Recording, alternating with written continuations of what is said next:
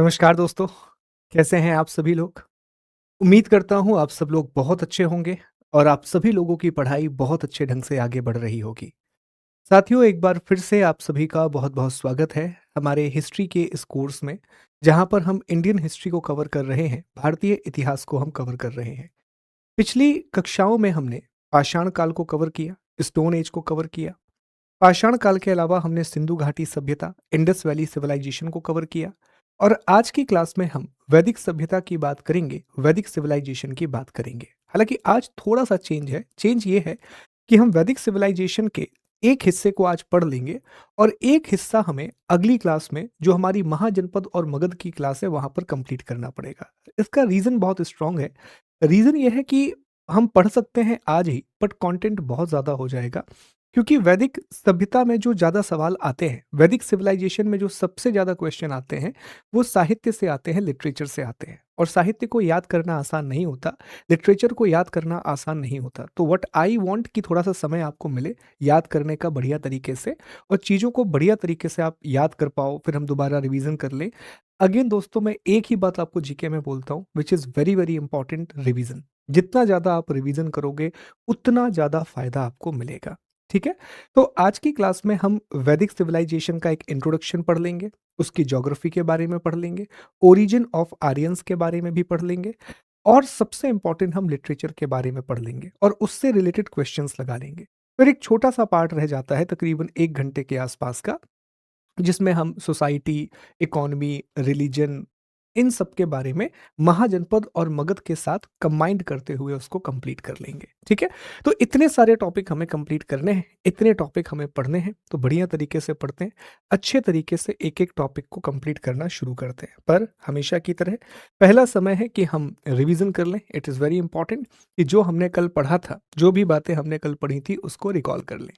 हमारा जो Telegram channel है सिलेक्शन वे जीएस, उस पर प्यारे दोस्तों हमने सिंधु घाटी सभ्यता के भी शॉर्ट नोट अपलोड कर दिए हैं, आईवीसी के शॉर्ट नोट भी अपलोड कर दिए हैं, सिर्फ 3 पेजेस में। ठीक है? तो ऐसा करते करते आप तुरंत प्रिंट भी निकाल सकते हैं, आप चाहे तो उससे पढ़ सकते हैं। That will help you a lot. तो आपका काम बहुत आसान हो जाएगा, सारे इंपॉर्टेंट टॉपिक वहां पर कवर हो जाएंगे।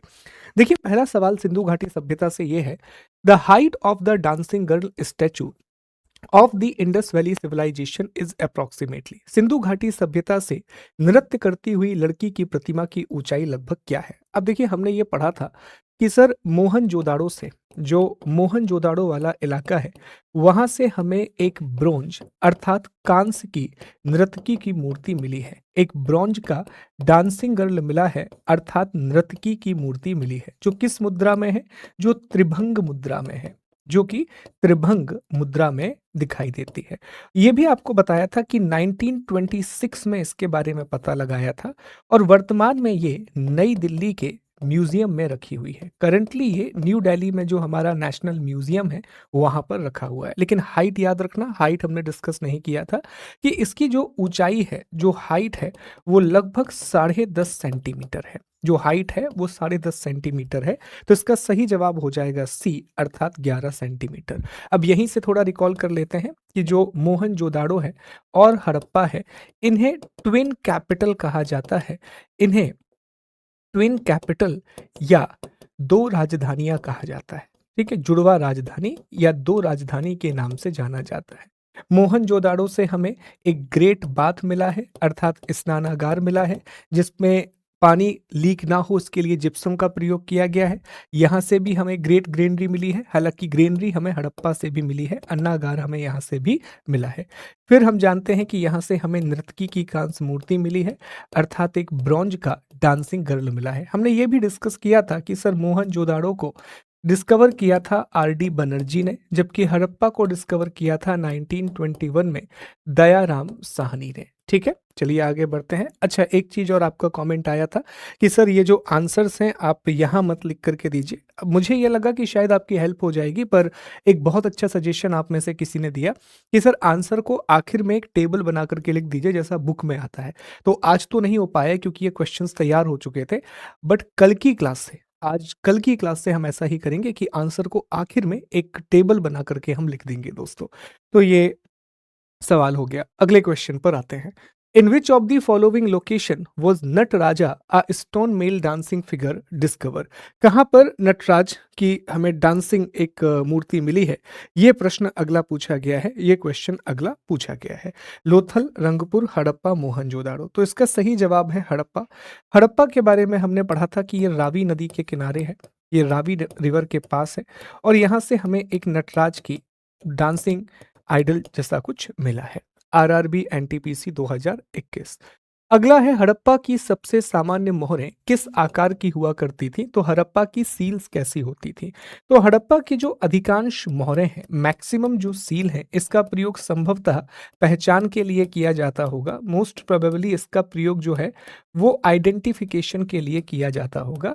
ये 2:2 की होती थी, मतलब चौकोर होती थी, 2:2 का रेशो होता था, और ज्यादातर स्क्वायर शेप में होती थी। ज्यादातर जो मोहरें हैं वो वर्गाकार होती थी, मैक्सिमम जो सील्स हैं वो स्क्वायर शेप में होती थी। दोस्तों आगे बढ़ते हैं, अगले सवाल पर आते हैं। निम्नलिखित में से कौन सी वस्तु हड़प्पा स्थलों के उत्खनन पर नहीं पाई गई?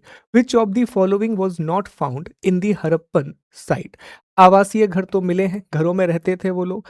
हमें पब्लिक बाथ, सार्वजनिक स्नानागार भी मिला है, हमें सार्वजनिक भवन भी मिले हैं, पर हमें हॉस्पिटल्स नहीं मिले हैं, अस्पतालों के साक्ष्य नहीं मिले हैं। SSC MTS 2024-2024। अगला देख लेते हैं।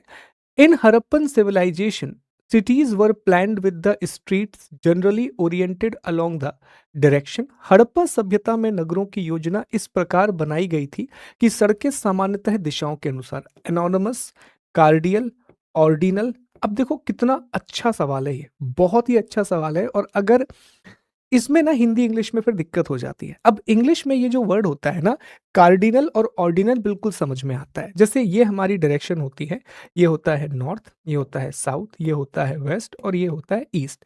इसको हम बोलते हैं कार्डिनल डायरेक्शन, इसको हम क्या बोलते हैं? कार्डिनल। लेकिन इसी चीज को अगर आप ऐसा करें कि इसमें ये डायरेक्शंस लें आप, तो ये हो जाएगी नॉर्थ ईस्ट, ये हो जाएगी साउथ वेस्ट, ये हो जाएगी साउथ ईस्ट, और ये हो जाएगी नॉर्थ वेस्ट। तो ये होती है ऑर्डिनल। अब बेसिक क्वेश्चन है, क्वेश्चन वही है जो हमने पढ़ा है। हमने मोहनजोदाड़ो में सड़क को देखा था कि सर देखिए इस तरीके से सड़कें आकर के मिलती थी। अब ये कौन सी डायरेक्शन है? सड़कें 90 डिग्री पर काट रही हैं, 90 डिग्री पर काट रही हैं। 90 डिग्री को 90 डिग्री पर एक दूसरे को काट रही हैं, 90 डिग्री पर एक दूसरे को कट कर रही हैं। तो ये कैसी डायरेक्शन बनेगी? तो सर ये जो डायरेक्शन बनेगी ये कार्डिनल बनेगी। ये कैसी डायरेक्शन बनेगी? कार्डिनल बनेगी। तो ये कार्डिनल होते हैं नॉर्थ, साउथ, वेस्ट, ईस्ट। तो ये चीज आपको याद रखना है, दिस इज इंपॉर्टेंट। इस तरह के सवाल भी पूछे जा सकते हैं, इस तरह के क्वेश्चंस भी पूछे जा सकते हैं। हड़प्पा सभ्यता के लोगों ने संभवतः तांबा वर्तमान के खाली स्थान से प्राप्त किया था। Harappan probably got copper from the present day. Copper कहां से आता था? तो कॉपर हमने देखा था राजस्थान से आता था। राजस्थान से मुख्य रूप से तांबा आता था, कॉपर आता था। SSC GD 2024। The famous Indus valley site Mohenjodaro was first excavated by. प्रसिद्ध सिंधु घाटी स्थल मोहनजोदाड़ो की पहली खुदाई किसके द्वारा की गई थी? तो अभी हमने डिस्कस किया कि आरडी बनर्जी के द्वारा 1922 में मोहनजोदाड़ो को खोजा गया था, जो कि सिंधु नदी के किनारे स्थित है, और ये पाकिस्तान में आता है। वर्तमान में ये पाकिस्तान वाले रीजन में आता है। अगला क्वेश्चन देख लेते हैं। भारतीय उपमहाद्वीप में ज्ञात लेखन की सबसे प्रारंभिक लिपि का नाम क्या है? अभी अच्छा क्वेश्चन है। What is the name of the earliest form of writing known in the Indian subcontinent? यहां पर उसने ये नहीं पूछा है आपसे कि वो राइटिंग बताओ जिसे हमने डिसाइफर किया है। उसने पूछा है कि एनी राइटिंग, कोई भी स्क्रिप्ट जो इंडियन सबकॉन्टिनेंट में सबसे पहले आई हो, कोई भी लिपि जो भारतीय उपमहाद्वीप में सबसे पहले आई हो। तो सबसे पुरानी जो ज्ञात लिपि है वो सिंधु घाटी सभ्यता की ही लिपि है, वो इंडस स्क्रिप्ट ही है। वो इंडस स्क्रिप्ट भी है जिसे आज तक हम पढ़ नहीं पाए हैं। और रिसेंटली तमिलनाडु के जो मुख्यमंत्री थे स्टालिन, उन्होंने तो लगभग 8 करोड़ रुपए के इनाम की, $1 मिलियन के आसपास कुछ प्राइज भी डिक्लेयर किया है कि जो भी व्यक्ति इंडस की स्क्रिप्ट को पढ़ेगा उसे हम इतना अवार्ड देंगे। आगे बढ़ते हैं, अगले क्वेश्चन पर आते हैं। नेक्स्ट जो है Most of the standard Harappan seal were made of a kind of soft stone that was square in the shape, 2 by 2 dimension and was used for the commercial purposes. तो हमने discuss किया था कि हड़प्पा सभ्यता की जो अधिकांश मोहरें हैं, हड़प्पा की जो मैक्सिमम सील है वो स्टेटाइट अर्थात सेलखेड़ी के पत्थर से बनी हुई होती थी और सेलखेड़ी का बड़े पैमाने पर उपयोग होता था, स्टेटाइट का बड़े पैमाने पर उपयोग होता था।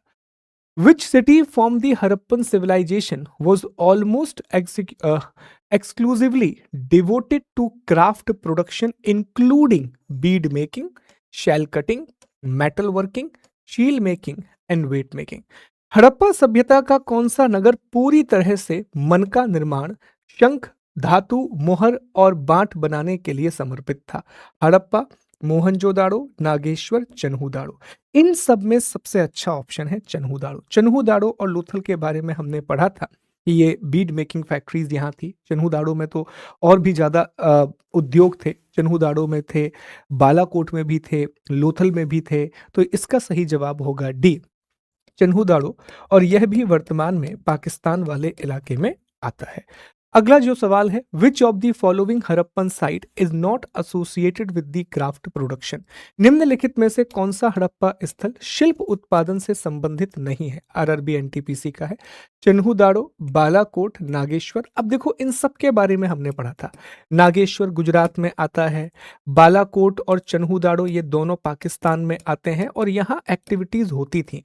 लेकिन मांडा, मांडा के बारे में हमने ये जरूर पढ़ा था कि सर ये जम्मू कश्मीर में है और सबसे उत्तरी स्थान है अर्थात नदर्न मोस्ट पॉइंट है। हमने चारों बिंदुओं की बात की थी कि यहाँ पर सर मांडा आता है, यहाँ दायमाबाद आता है, कुछ किताबों में भगत राव, यहाँ आलमगीरपुर आता है यूपी में, और यहाँ पर सुतकांगेडोर आता है बलूचिस्तान में। पर हमने ये नहीं पढ़ा था कि वो किसी भी चीज का सेंटर था या वहाँ पर कोई भी बड़ी शिल्प की गतिविधि होती थी, कोई बड़ा बहुत बड़े पैमाने पर कोई शिल्प की गतिविधि होती थी, बड़े पैमाने पर कोई क्राफ्ट का प्रोडक्शन होता था, ऐसा कुछ भी हमने नहीं पढ़ा है।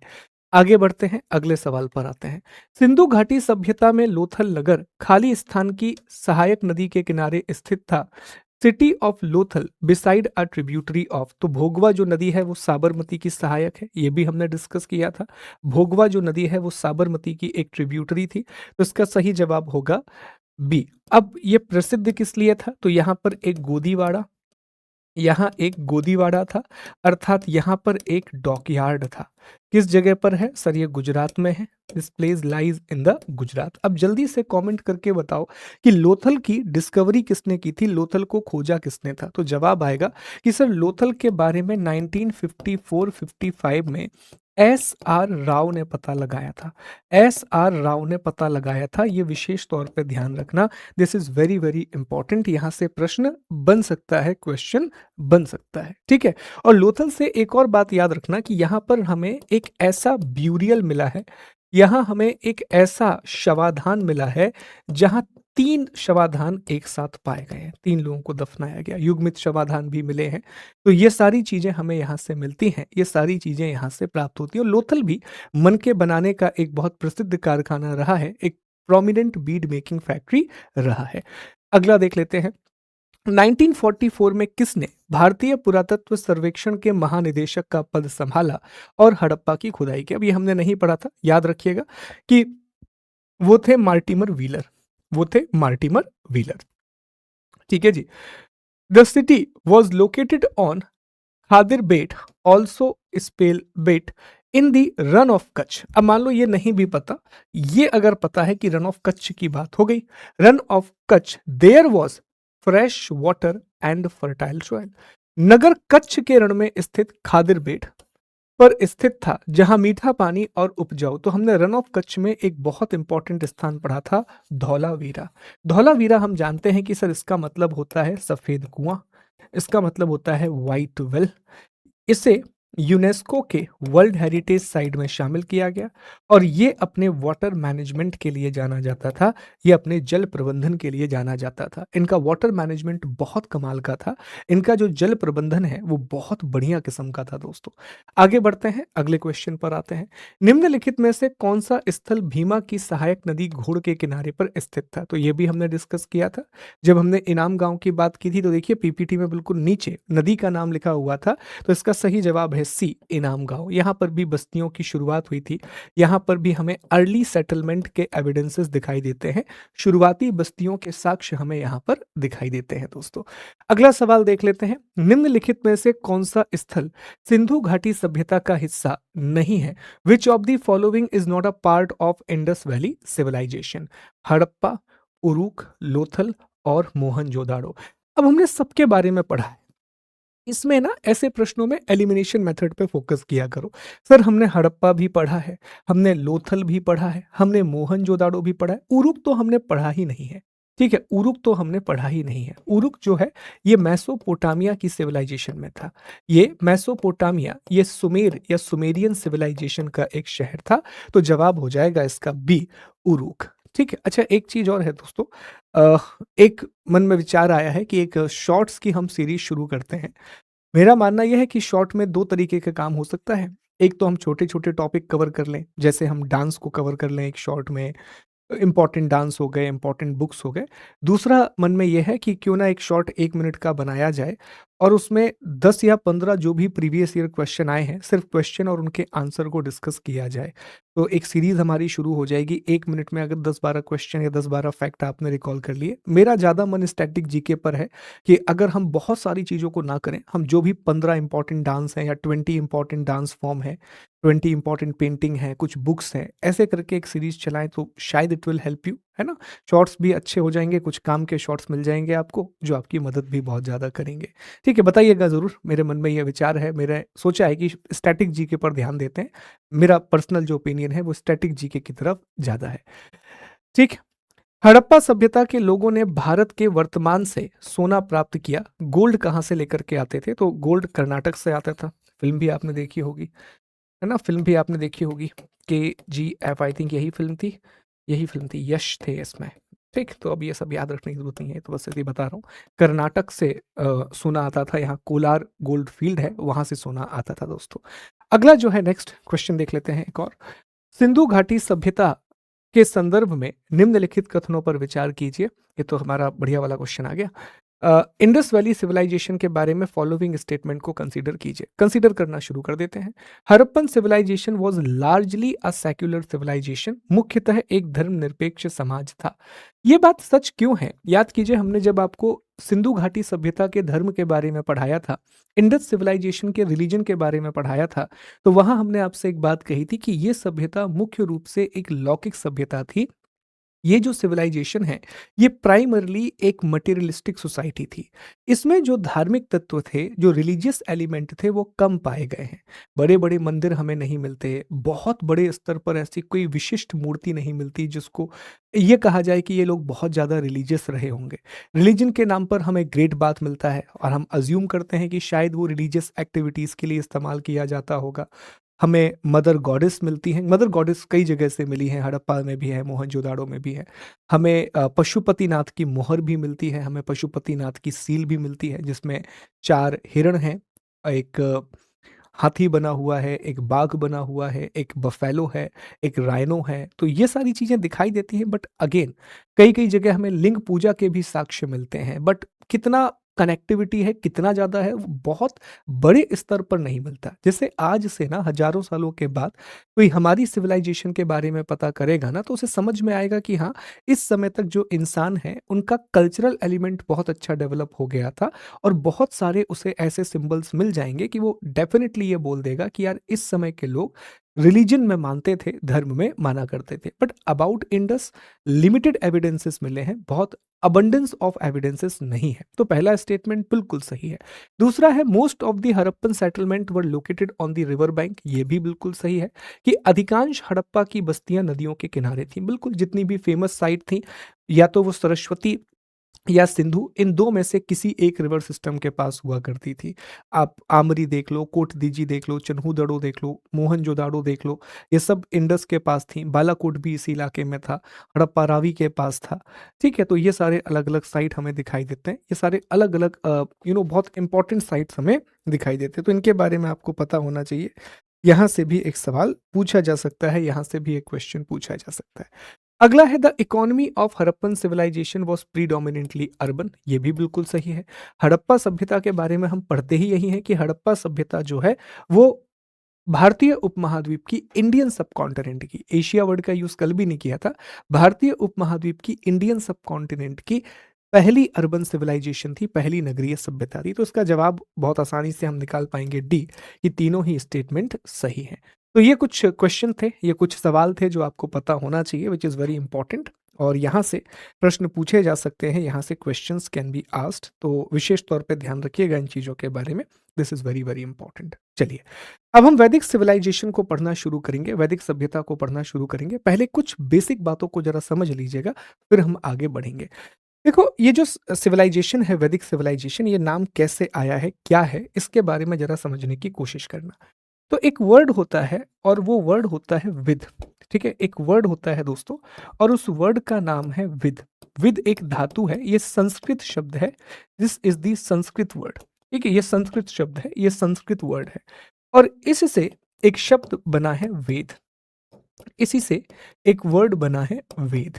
और जो वेद हैं, वेदों से हमें जानकारी मिलती है, वेदों से हमें जानकारी मिलती है वैदिक सभ्यता की। ठीक है, वेदों से हमें जानकारी मिलती है वैदिक सभ्यता की, वैदिक सिविलाइजेशन की। कहने का मतलब ये है कि जो हमारे चार वेद हैं, जो हमारे चार वेद हैं, वेद कितने हैं जी? चार हैं।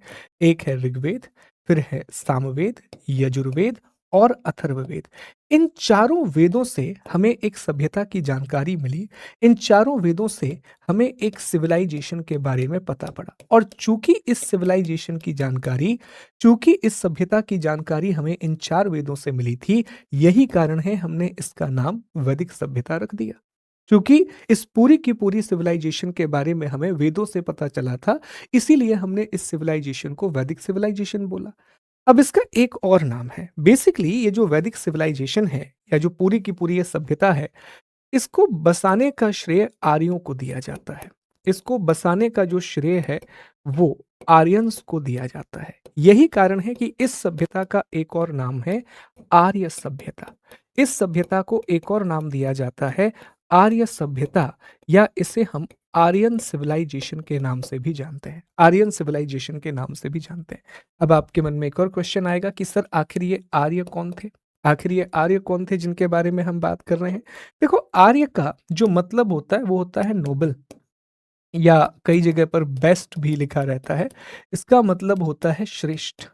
और आर्य कोई आर्य जो है ना, ये कोई नस्लीय समूह नहीं है। Arya is not the racial group. Arya मुख्य रूप से एक भाषाई समूह है।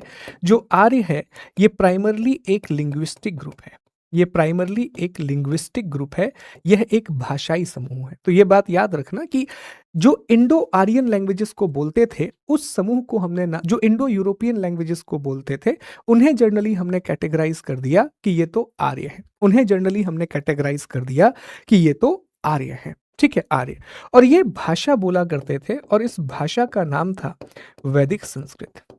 इस भाषा का नाम था वैदिक संस्कृत। ये वैदिक संस्कृत थी। इनकी लैंग्वेज जो थी वो वैदिक संस्कृत थी। दो तरह की संस्कृत होती है, एक लौकिक संस्कृत होती है और एक वैदिक संस्कृत होती है। लौकिक संस्कृत वो है जिसे आज हम इस्तेमाल करते हैं। जो संस्कृत हमने अपने स्कूलों में पढ़ी है वो लौकिक संस्कृत है, और जिसमें वेद लिखे गए हैं वो वैदिक संस्कृत है। ठीक है, अभी वेदों के बारे में बहुत सारी इंटरेस्टिंग बातें बताएंगे, तब चर्चा करेंगे। अब एक और बात याद रखना कि ये भी बहुत इंटरेस्टिंग एलिमेंट है कि इंडस वैली सिविलाइजेशन जो तकरीबन 2600 बीसी के आसपास थी, वो एक अर्बन सिविलाइजेशन थी, वो एक शहरी सभ्यता थी, वो एक अर्बन सिविलाइजेशन थी। दिस इज वेरी इंटरेस्टिंग कि जो वैदिक सिविलाइजेशन है, जो वैदिक सभ्यता है, जो तकरीबन 1500 बीसी के आसपास की है, यह एक ग्रामीण सभ्यता थी, यह एक रूरल सिविलाइजेशन थी। यह एक ग्रामीण सभ्यता थी, यह एक रूरल सिविलाइजेशन थी। तो यह बात ना विशेष तौर पर ध्यान रखना, एग्जाम में पूछा जा सकता है कि Indus civilisation was urban whereas Vedic civilisation was rural. जो सिंधु घाटी सभ्यता है वो एक शहरी सभ्यता थी, वहीं जो वैदिक सभ्यता है वो एक ग्रामीण सभ्यता थी, रूरल सिविलाइजेशन थी। अब थोड़ा-सा और समझते हैं कि जब हम कहते हैं वैदिक सिविलाइजेशन, जिसे हमने एक और नाम दिया है आर्यन सिविलाइजेशन, वैदिक सभ्यता भी बोल सकते हैं, आर्य सभ्यता भी बोल सकते हैं। वैदिक सभ्यता इसलिए क्योंकि इसकी जानकारी हमें 4 वेदों से मिलती है। वैदिक सिविलाइजेशन इसलिए क्योंकि इसकी इंफॉर्मेशन हमें 4 वेदास से मिलती है, which is Rigveda, Samaveda, Yajurveda and Atharvaveda. ठीक है, ये ग्रामीण सभ्यता है, रूरल सिविलाइजेशन है। अब मामला यह है कि जो वैदिक सिविलाइजेशन है इसे 2 अलग-अलग पार्ट में डिवाइड किया जाता है, 2 अलग-अलग भागों में बांटा जाता है। एक हिस्सा, जो पहला हिस्सा है वो ऋग्वैदिक काल कहलाता है, ऋग्वैदिक पीरियड कहलाता है, और दूसरे हिस्से को हम उत्तर वैदिक काल या लेटर वैदिक पीरियड बोलते हैं। ठीक, ध्यान दीजिएगा। अराउंड 1500 बीसी से 1000 बीसी का जो टाइम पीरियड है वो ऋग्वैदिक पीरियड कहलाया, और 1000 बीसी से 600 बीसी का जो टाइम पीरियड है वो लेटर वैदिक पीरियड या उत्तर वैदिक काल कहलाया। दोनों में अंतर ये था, दोनों में डिफरेंस ये था दोस्तों, कि जो ऋग्वैदिक काल की सभ्यता है, जो ऋग्वैदिक पीरियड की सोसाइटी है, मैप से समझने की कोशिश कीजिएगा कि जो ऋग्वैदिक पीरियड की सोसाइटी है ये इंडस रिवर और सरस्वती रिवर वाले एरिया में थी। यहां पर इसका डेवलपमेंट हुआ था, इस पर्टिकुलर इलाके में, जिसे हम बोलते हैं सप्त सैंधव क्षेत्र, जिसे हम बोलते हैं सप्त सप्त सैंधव रीजन। तो यहां पर विकास हुआ था। इस क्षेत्र में जो सबसे इंपॉर्टेंट नदी थी इस समय की वो थी Sindhu. The most important river was Indus. लेकिन सबसे पवित्र जो नदी थी, सबसे पायस्ट जो रिवर थी वो थी सरस्वती, वो थी सरस्वती। सरस्वती के लिए नदी तमा और माते तमा जैसे शब्दों का प्रयोग हुआ है। नदी तमा, माते तमा, देवी तमा, ऐसे शब्दों का प्रयोग सरस्वती के लिए हुआ है, ऐसे वर्ड्स का उपयोग सरस्वती के लिए हुआ है।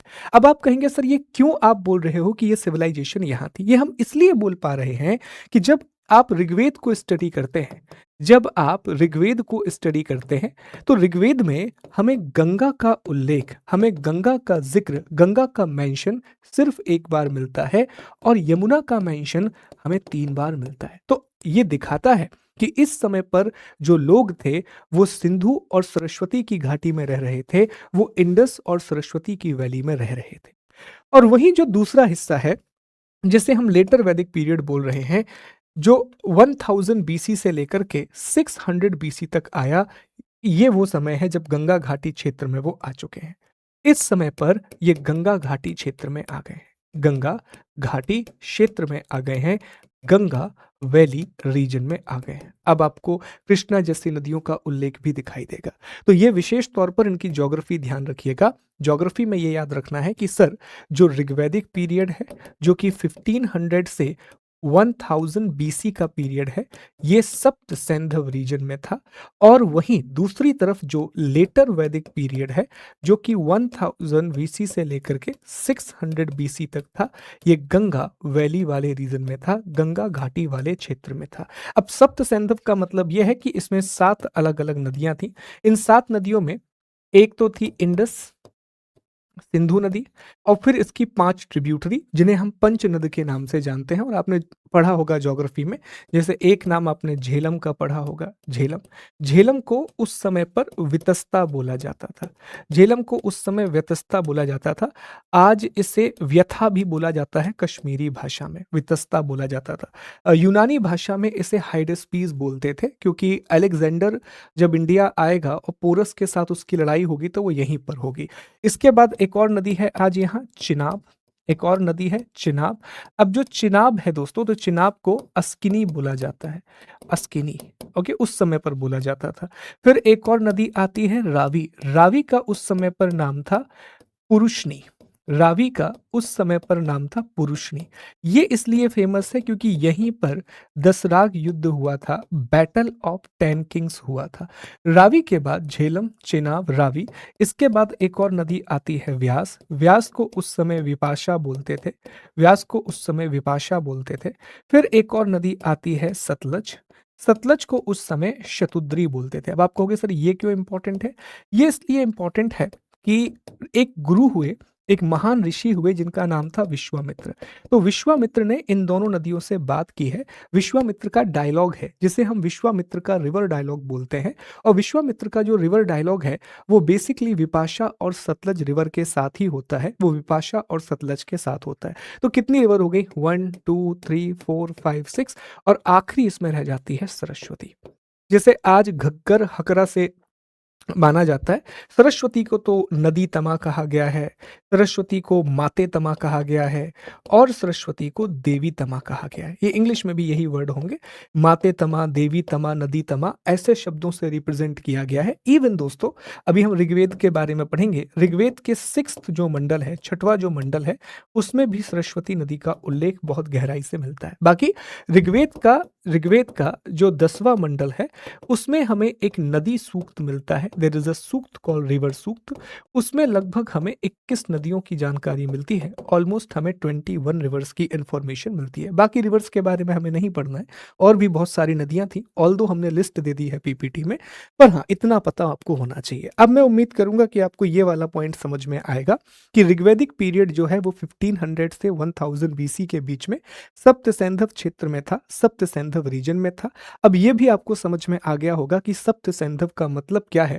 What do you mean by सप्त सैंधव? तो सप्त सैंधव में क्या क्या आ गया? इंडस आ गया, फिर वितस्ता आ गया, अस्किनी है, पुरुषनी है, विपाशा है, शतुद्री है और सरस्वती है। और जो लेटर वैदिक पीरियड है, उत्तर वैदिक काल है, 1000 से 600 बीसी के बीच में, ये गंगा घाटी क्षेत्र में है, ये गंगेटिक वैली में है।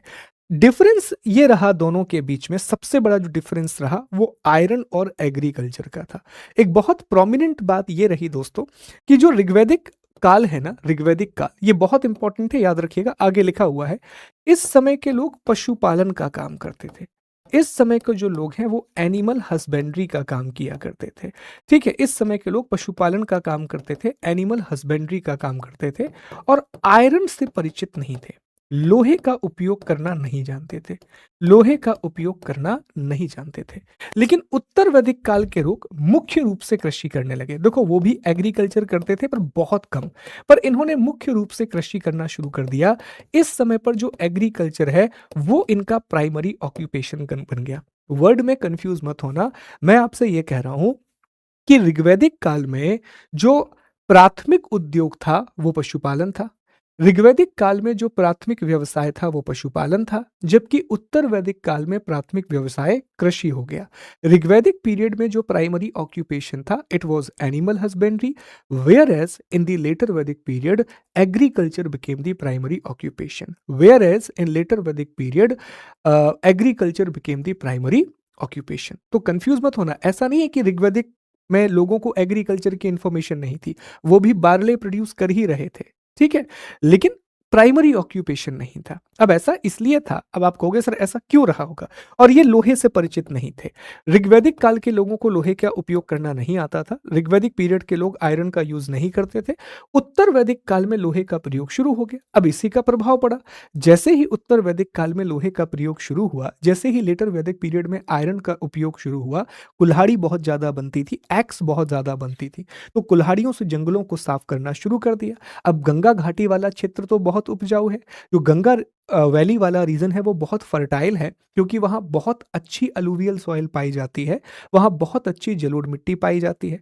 जंगलों को साफ करते गए और खेती करने लगे, जैसे फॉरेस्ट को क्लीन करते गए और एग्रीकल्चर को एस्टेब्लिश करते चले गए। तो ये दोनों बातें याद रखना विशेष तौर पे, ये बड़ी इंपॉर्टेंट है। हाँ, तो मैं आपसे कह रहा था कि पशुपालन क्यों, एनिमल हस्बेंड्री क्यों। देखो, आर्यंस के ओरिजिन को लेकर के ना बहुत सारी बातें निकल करके आती हैं कि सर जो आर्य हैं आखिर इनका ओरिजिन कहाँ से हुआ है, आखिर इनकी उत्पत्ति कहाँ से हुई, और बहुत सारी, मतलब बहुत सारी थ्योरीज हैं, मल्टीपल थ्योरीज हैं आर्यों के ओरिजिन को लेकर के, मल्टीपल थ्योरीज हैं आर्यों के ओरिजिन को लेकर के।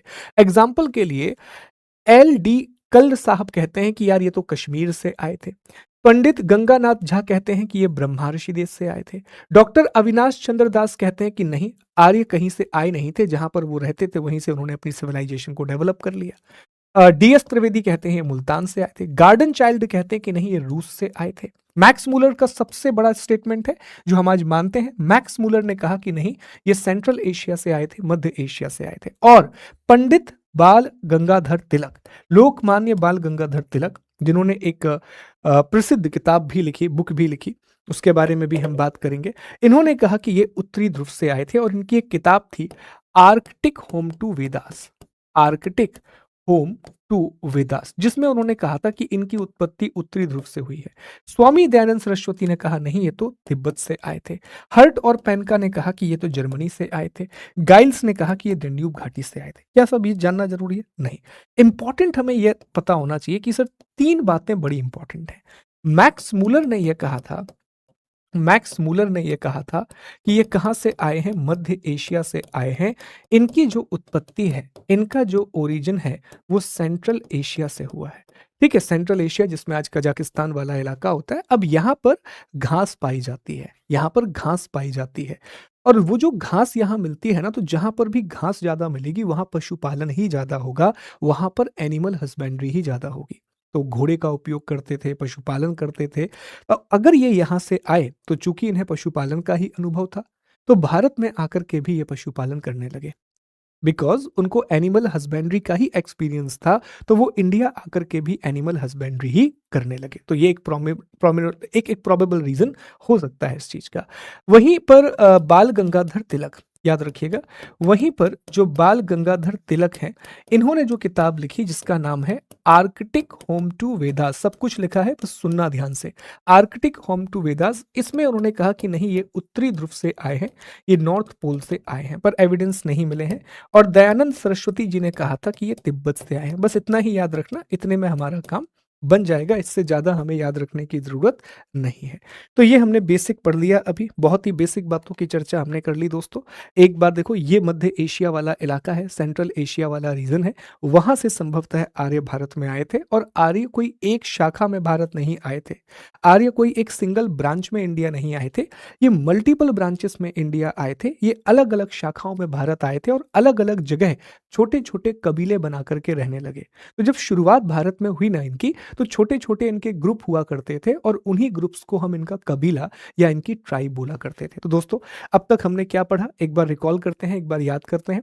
सर, सबसे पहली बात हमने पढ़ी कि जो वैदिक सभ्यता, ये कैसे आया। सर, संस्कृत में एक शब्द होता है विद, वहां से शब्द बना है वेद। और चूंकि एक सभ्यता है और उस सभ्यता की जानकारी हमें चार वेदों से मिलती है, यही कारण है कि उसे हम वैदिक सभ्यता बोलते हैं। वैदिक सभ्यता को आर्य सभ्यता भी कहा जाता है, वैदिक सिविलाइजेशन को आर्यन सिविलाइजेशन भी कहा जाता है, बिकॉज उसको बनाने वाले लोग आर्यंस थे।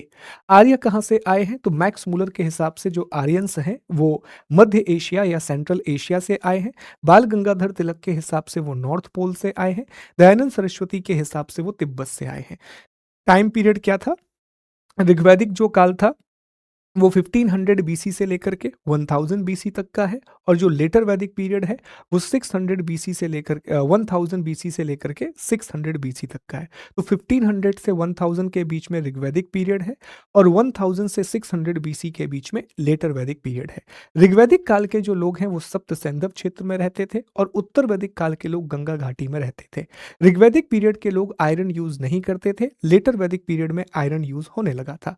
एक और बात याद रखना, ऋग्वैदिक पीरियड के लोगों का प्राइमरी ऑक्यूपेशन एनिमल हस्बेंड्री था, पशुपालन था, जबकि उत्तर वैदिक काल के लोगों का प्रमुख व्यवसाय कृषि था, उनका प्राइमरी ऑक्यूपेशन एग्रीकल्चर था। ठीक, रिवीजन करते रहेंगे बीच बीच में ताकि चीजें याद हो सकें बढ़िया तरीके से। थोड़ा सा ना आज मैं अपने हिसाब से पढ़ाने की कोशिश कर रहा हूँ, जैसा मैं पढ़ाता रहा हूँ मूल रूप से। उम्मीद है कि आपको पसंद आएगा, और आई रियली बिलीव कि ऐसे में आपको बहुत सारी चीजें क्लास में ही याद हो जाएंगी, मैक्सिमम चीजें आपको क्लास में याद हो जाएंगी। ठीक, चलो। तो ये कुछ ना अब वर्ड हैं, कुछ छोटे छोटे वर्ड हैं जिनके बारे में आपको पता होना चाहिए। जैसे एक वर्ड, ये तो आपको पता पड़ गया, सप्त सैंधव क्या होता है ये आपको पता है। एक वर्ड निकल करके आता है, और ये वर्ड है ब्रह्मार्षि देश। एक शब्द है ब्रह्मार्षि देश, हो सकता है एग्जाम में पूछ ले। तो याद रखना, गंगा और यमुना के बीच का जो इलाका है, जैसे ये गंगा नदी बहती है, गंगा के बीच यहां से यमुना आती है इस तरीके से निकल करके, तो इसके बीच का जो इलाका है इसे ब्रह्मार्षि देश बोला जाता है। बेसिकली गंगा यमुना दोआब का जो रीजन है, उसे वेद और पुराणों में ब्रह्मार्षि देश का नाम दिया गया है। हिमालय और विंध्यन के बीच का जो इलाका है, यहाँ पर हिमालय माउंटेन है और यहाँ पर विंध्यन माउंटेन है, तो इसके बीच का जो इलाका है इसे मध्य देश बोला गया है। इसे मध्य देश बोला गया है। इट वॉज कॉल्ड मध्य देश।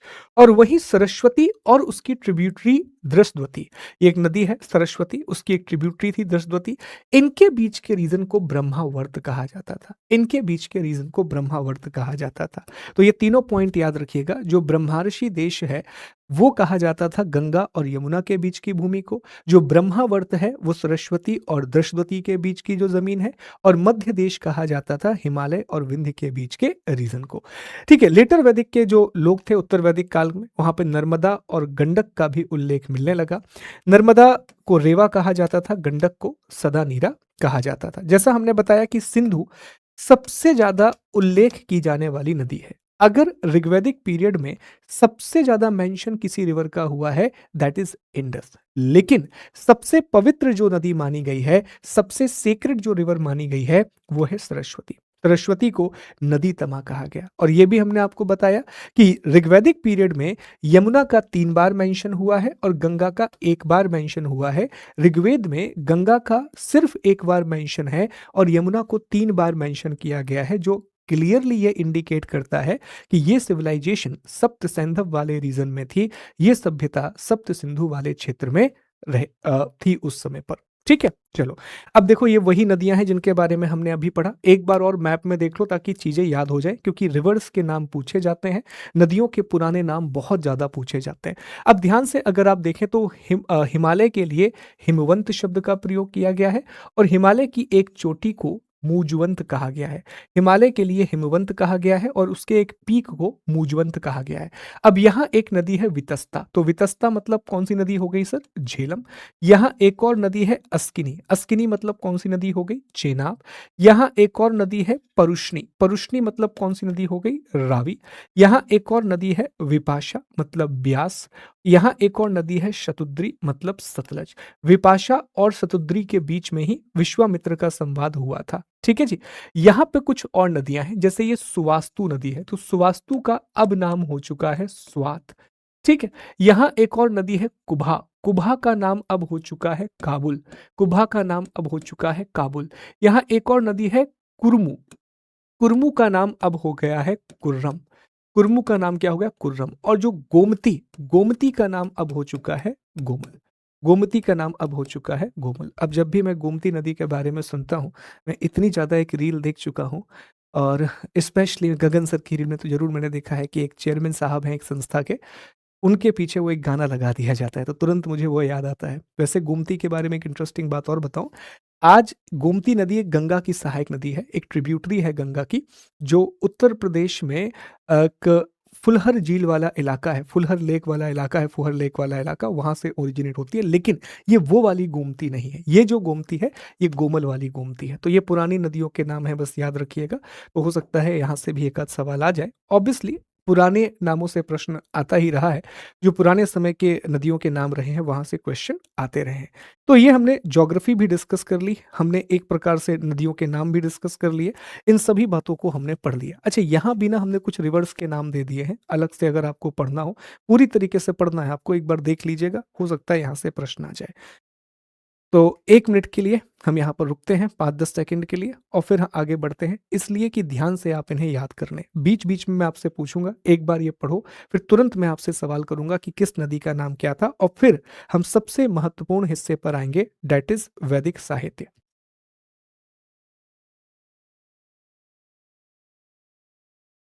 ठीक है, तो उम्मीद है आपको याद हो गया होगा। तो चलो एक बार जल्दी से कुछ प्रश्नों के जवाब दे दो, फिर आगे बढ़ते हैं, अगले टॉपिक पर आते हैं। देखो पहला क्वेश्चन आपसे है कि विपाशा नदी किसको कहा जाता था? तो सर विपाशा जो नाम है वो व्यास नदी का था। झेलम का पुराना नाम क्या था? वितस्ता। झेलम का पुराना नाम क्या था? वितस्ता। किस नदी को गोमती कहा जाता था? सर गोमल नदी के लिए गोमती शब्द का प्रयोग हुआ है। ठीक है। किस क्षेत्र को मध्य देश कहा जाता था? हिमालय और विंध्य के बीच का जो एरिया है उसे विंध्य देश कहा जाता था। ठीक? तो इतनी बातें याद रखना।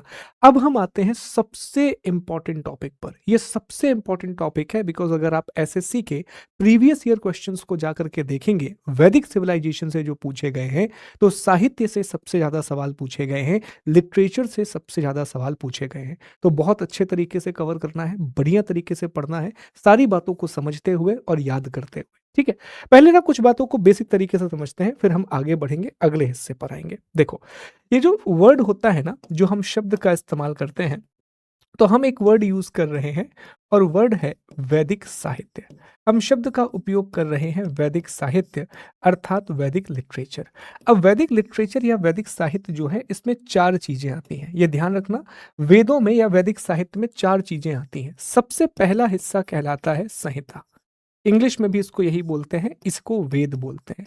ये बेसिकली मंत्रों का संकलन है। ये जो है, ये मंत्रों का संकलन है। It is the compilation of mantra और हिम्स। इनकी संख्या 4 है। इसमें ऋग्वेद आता है, सामवेद आता है, यजुर्वेद आता है और अथर्ववेद आता है। जो दूसरा हिस्सा कहलाता है, उसे हम कहते हैं ब्राह्मण ग्रंथ। उसे हम कहते हैं ब्राह्मण ग्रंथ। जो ब्राह्मण ग्रंथ है, इसमें यज्ञ के विधि विधान बताए गए हैं। इसमें यज्ञ के विधि विधान बताए जाते हैं कि कैसे यज्ञों को करना चाहिए। जो यजनास होते हैं, यजनास, उनके रिचुअल्स बताए जाते हैं। अब ब्राह्मण ग्रंथों में जो सबसे बड़ा ब्राह्मण ग्रंथ है, जो लार्जेस्ट ब्राह्मण ग्रंथ है, वो है शतपथ ब्राह्मण। वो है शतपथ ब्राह्मण, जो यजुर्वेद से जुड़ा हुआ है, जो यजुर्वेद से जुड़ा हुआ है। अब ब्राह्मण ग्रंथों के बाद जो तीसरा हिस्सा होता है, वो होता है आरण्यक। वो होता है आरण्यक। अब ये जो वर्ड है, इस पर एक मूवी भी बनी थी, अगर आपको याद हो तो, वेब सीरीज। आरण्यक का मतलब होता है वन। आरण्यक का मतलब होता है फॉरेस्ट। तो ये ऐसे ग्रंथ हैं जिसमें ध्यान की बात की जाती है, जिसमें मेडिटेशन की बात की जाती है, ठीक है? मेडिटेशन वगैरह जैसे सब्जेक्ट होते हैं। और फिर एक और इसमें हिस्सा आता है, जो इसका लास्ट पार्ट है, जो कि इसका लास्ट हिस्सा है, और इसका मतलब होता है उपनिषद। ये वैदिक साहित्य का आखिरी भाग होता है, ये वैदिक लिटरेचर का लास्ट पार्ट है। यही कारण है कि उपनिषद को वेदांत भी कहा जाता है। उपनिषद को वेदांत भी कहा जाता है। उपनिषद का मतलब होता है गुरु के समीप बैठना। गुरु के समीप बैठना, गुरु के पास बैठना, जो भी आपका टीचर है उसके पास बैठ करके नॉलेज को अटेन करना, ये उपनिषद का मतलब होता है। और जो उपनिषद हैं, इनकी संख्या 108 है। देयर आर 108 उपनिषद। तो इन चारों को मिला करके ही वैदिक साहित्य कहा जाता है। जब इन चारों को आप आपस में मिला देते हैं, तो इसी को हम वैदिक साहित्य बोलते हैं। इसमें संहिता है, इसमें ब्राह्मण ग्रंथ है, इसमें आरण्यक है और इसमें उपनिषद है। और जैसा हमने आपको बताया, जैसा एक्सप्लेन किया, कि जो संहिता है, ये मंत्रों का संकलन है, ये कलेक्शन ऑफ मंत्राज है। जो ब्राह्मण ग्रंथ है, इसमें यज्ञों की विधि और कर्मकांड की व्याख्या है। Explain the ritual and ceremonies of Veda, ठीक है, यज्ञ की। शतपथ जो ब्राह्मण है, ये सबसे बड़ा ब्राह्मण ग्रंथ है। शतपथ ब्राह्मण जो है, वो लॉन्गेस्ट या सबसे बड़ा ब्राह्मण ग्रंथ है। आरण्यक, अरण्य का मतलब होता है वन, अरण्य का मतलब होता है फॉरेस्ट, और उपनिषद का मतलब होता है गुरु के समीप बैठकर ज्ञान प्राप्त करना, sitting near the teacher to gain knowledge. और उपनिषद की जो संख्या है वो 108 है। जो उपनिषद हैं, इनका नंबर 108 है। तो ये बहुत बेसिक बातें हैं जो पता होनी चाहिए, क्योंकि एक क्वेश्चन पता है कैसा आ सकता है। एक क्वेश्चन आपसे ऐसा पूछा जा सकता है that which of the following is not the part of Vedic literature. निम्नलिखित में से कौन वैदिक साहित्य का भाग नहीं है? और वहां 4 ऑप्शन दे सकता है, संहिता, उपनिषद, आरण्यक और उपवेद। तो याद रखिएगा, 4 ही पार्ट होते हैं, संहिता, ब्राह्मण, आरण्यक, उपनिषद। इन चारों के अलावा कुछ भी बोल दे, इन चारों के अलावा कुछ भी आ जाए ऑप्शन में, that is not going to be the part of Vedic literature. वो वैदिक साहित्य का हिस्सा बिल्कुल नहीं होगा दोस्तों, वो वैदिक साहित्य का हिस्सा बिल्कुल भी नहीं होगा। तो ये बात ध्यान रखना। अब जैसा हमने अभी डिस्कस किया था कि सर, ये जो शब्द है वेद, ये विद नाम की धातु से बना है और यहीं से वैदिक सभ्यता निकल के आई है। वैदिक सभ्यता को हम आर्य सभ्यता भी कहते हैं, आर्यन सिविलाइजेशन कहते हैं।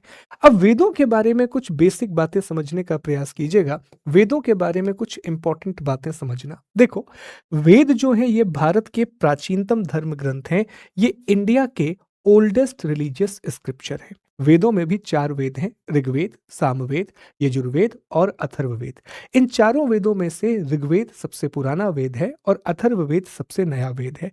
Rigveda is the oldest Veda, Atharvaveda is comparatively relatively new. तो ये भारत का सबसे पुराना धर्म ग्रंथ है, ये इंडिया का सबसे पुराना टेक्स्ट है, रिलीजियस टेक्स्ट है।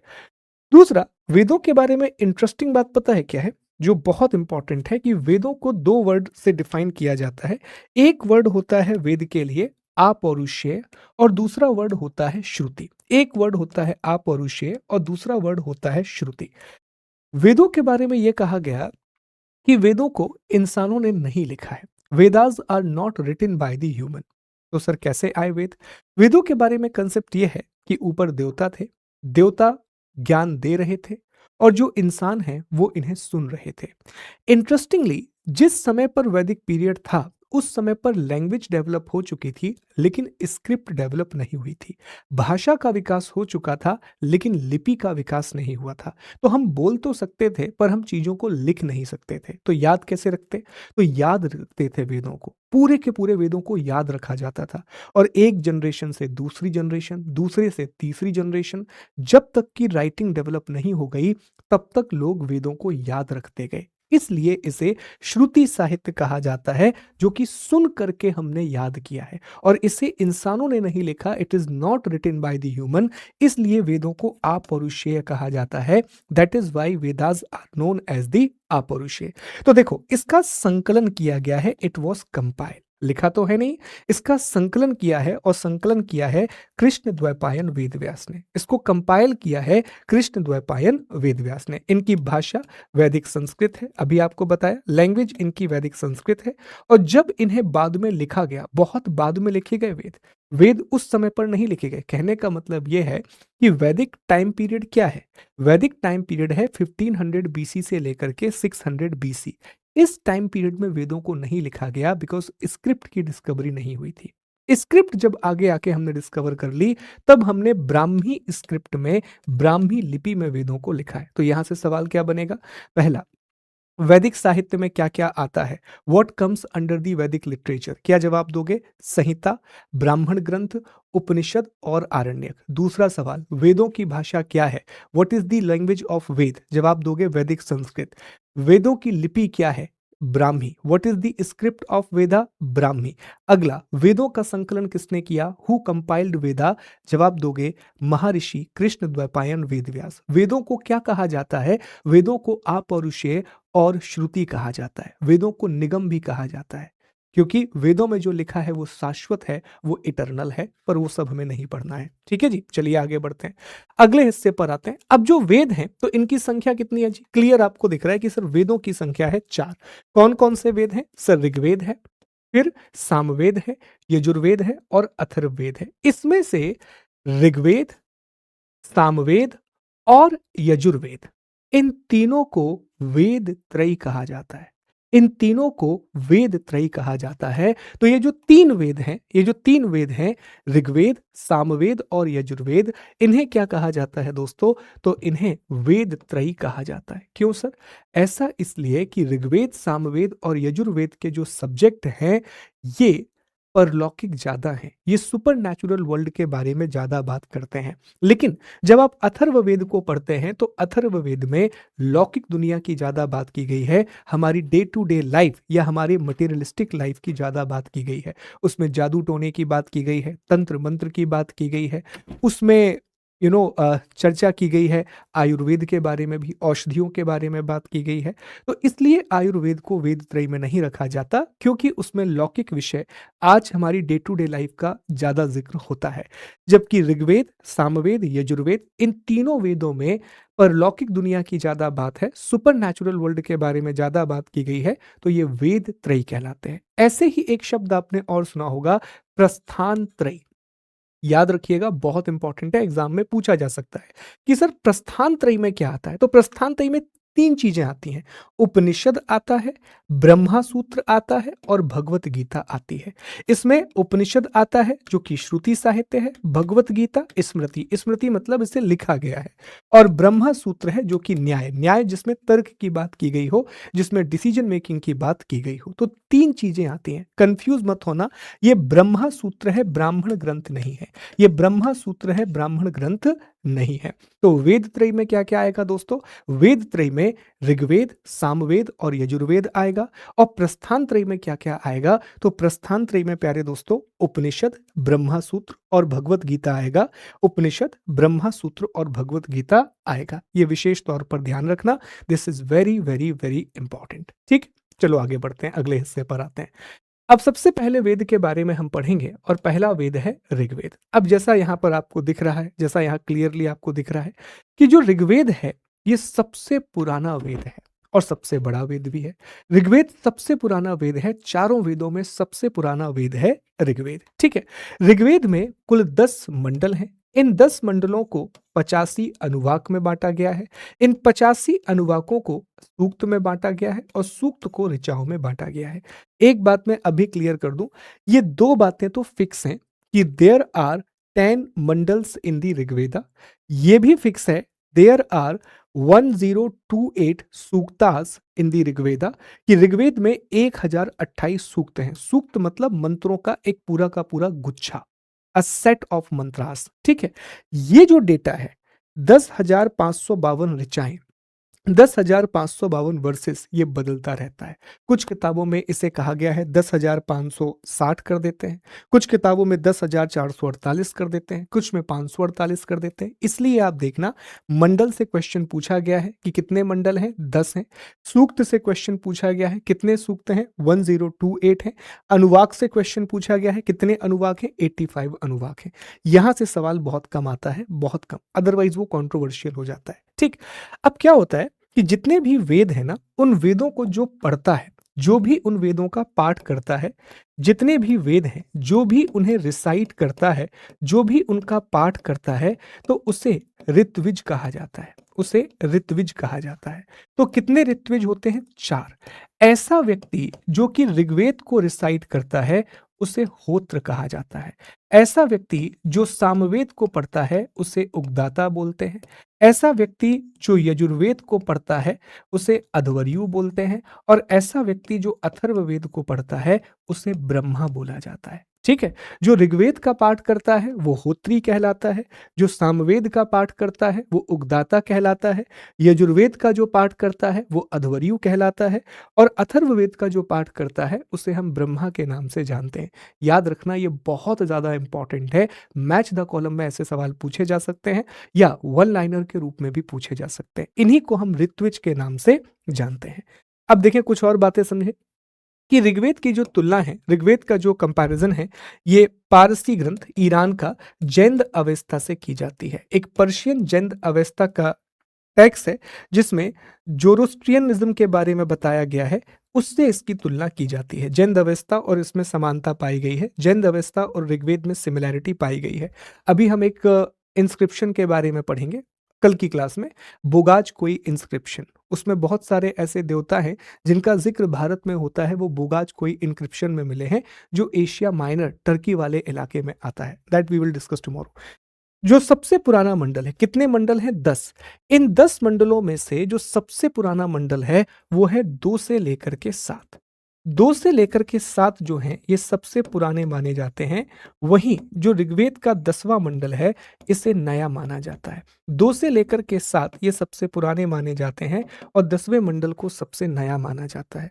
इसमें नृत्य शब्द का उल्लेख है। नृत्य शब्द के उल्लेख के अलावा वामन अवतार का उल्लेख भी किया गया है। भगवान विष्णु के 10 प्रमुख अवतार हैं, उसमें एक अवतार वामन अवतार भी है। 10 अवतार के बारे में भी हम पढ़ेंगे।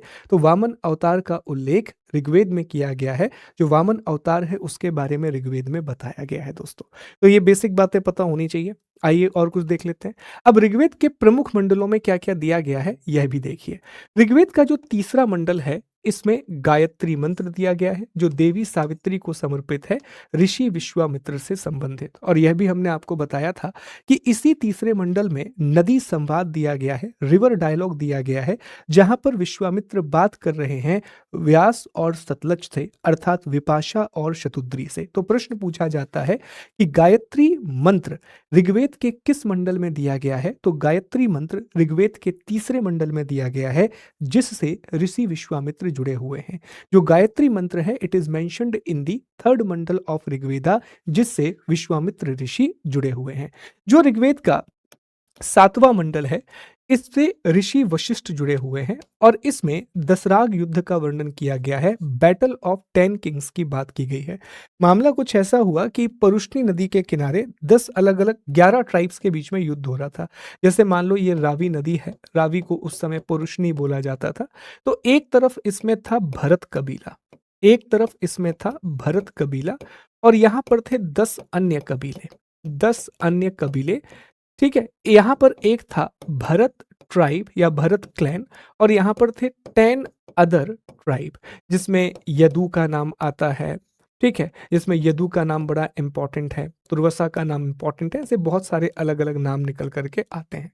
भरत जो कबीला है, इसकी तरफ थे ऋषि वशिष्ठ, और जो 10 अन्य कबीले हैं इनकी तरफ थे विश्वामित्र, इनकी तरफ थे ऋषि विश्वामित्र। इसमें भरत कबीले की जीत होती है। हमने याद है, हमने पढ़ा था कि भारत जो शब्द है उसका पहला मेंशन हमें ऋग्वेदा में मिलता है भरत के रूप में, उसका पहला मेंशन ऋग्वेदा में मिलता है। तो यहाँ से दो प्रश्न बनते हैं कि बैटल ऑफ 10 किंग्स किस नदी के किनारे लड़ा गया था, दसराग युद्ध किस नदी के किनारे हुआ था, रावी या पुरुष्णी नदी के किनारे हुआ था, किसके बीच में हुआ था, भरत कबीला और 10 अन्य कबीलों के बीच में हुआ था। भरत कबीले को लीड कर रहे थे सुदास। फिर आता है जी आठवां मंडल। आठवें मंडल की जो ऋचाएं हैं, आठवें मंडल के जो वर्सेस हैं, उन्हें खिल कहा जाता है। आठवें मंडल की जो ऋचाएं हैं उन्हें खिल कहा जाता है। फिर आता है नौवां मंडल। नौवां जो मंडल है वो सोम देवता को समर्पित है, इट इज डेडिकेटेड टू सोम। अब जो सोम है वो एक प्रकार का पेड़ था, और उस पेड़ से एक पेय पदार्थ बनाया जाता था जो आर्यों को बहुत पसंद था। जो सोम है वो एक प्रकार का प्लांट था, और उस प्लांट से एक ड्रिंक बनाई जाती थी, and that was called somras, and somras was very popular among the Aryans. सोमरस was very popular amongst the Aryan. तो जो सोम के लिए समर्पित मंडल है वो नौवां मंडल है। तो यहां से क्या क्या सवाल बनेगा, तीसरा मंडल ऋषि विश्वामित्र, गायत्री मंत्र और नदी संवाद। थर्ड मंडल विश्वामित्र, गायत्री मंत्र एंड रिवर डायलॉग। ठीक है, सातवां मंडल वशिष्ठ ऋषि, दसराग युद्ध। सातवां मंडल वशिष्ठ ऋषि, दसराग युद्ध, परुष्णी नदी। Seventh Mandal Rishi Vashishtha, battle of 10 king, Parushni river. आठवां मंडल ऋचा खिल, एट्थ मंडल वर्सेस खिल। नौवां मंडल सोम, नौवां मंडल सोम, नाइन्थ मंडल सोम। 10वां मंडल जो सबसे नया मंडल है, जिसे महासूक्त भी कहा जाता है, इसमें पुरुष सूक्त का वर्णन किया गया है। एक्चुअल में सब कुछ पुरुष सूक्त में, विवाह सूक्त, राजदीय सूक्त, ये सब इसी का हिस्सा है। और जो पुरुष सूक्त है, यहीं से 4 वर्णों की व्यवस्था की शुरुआत हुई, यहीं से 4 वर्णा सिस्टम की शुरुआत हुई। पुरुष सूक्त में कहा गया कि एक विराट पुरुष है, there is the mighty god, और विराट पुरुष के मुख से ब्राह्मणों की उत्पत्ति हुई, भुजाओं से क्षत्रिय की उत्पत्ति हुई, जांघ से वैश्य की उत्पत्ति हुई, और पैर से शूद्र की उत्पत्ति हुई। इसके अलावा पुरुष सूक्त के अलावा अपार्ट फ्रॉम दी पुरुष सूक्ता, इसमें विवाह सूक्त भी है, नासदीय सूक्त भी है, नदी सूक्त भी है जिससे नदियों की जानकारी मिलती है, और हिरण्यगर्भ सूक्त भी है। इंग्लिश में भी यही नाम होंगे, नाम नहीं बदलेंगे।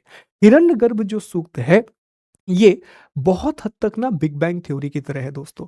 हिरण्यगर्भ सूक्त ये कहता है कि बहुत जितना भी जो कुछ भी संसार है वो हिरण्य के गर्भ से निकला है, अर्थात एक बहुत बड़ी पावर है, उसके गर्भ से सभी का ओरिजिन हुआ है। तो ये बातें याद रखिएगा, यहाँ से सवाल बन सकता है, यहाँ से भी क्वेश्चन बना हुआ है कि प्रश्न यही बना हुआ है कि वर्ण व्यवस्था की जानकारी या वर्ण व्यवस्था की उत्पत्ति कहाँ से होती है।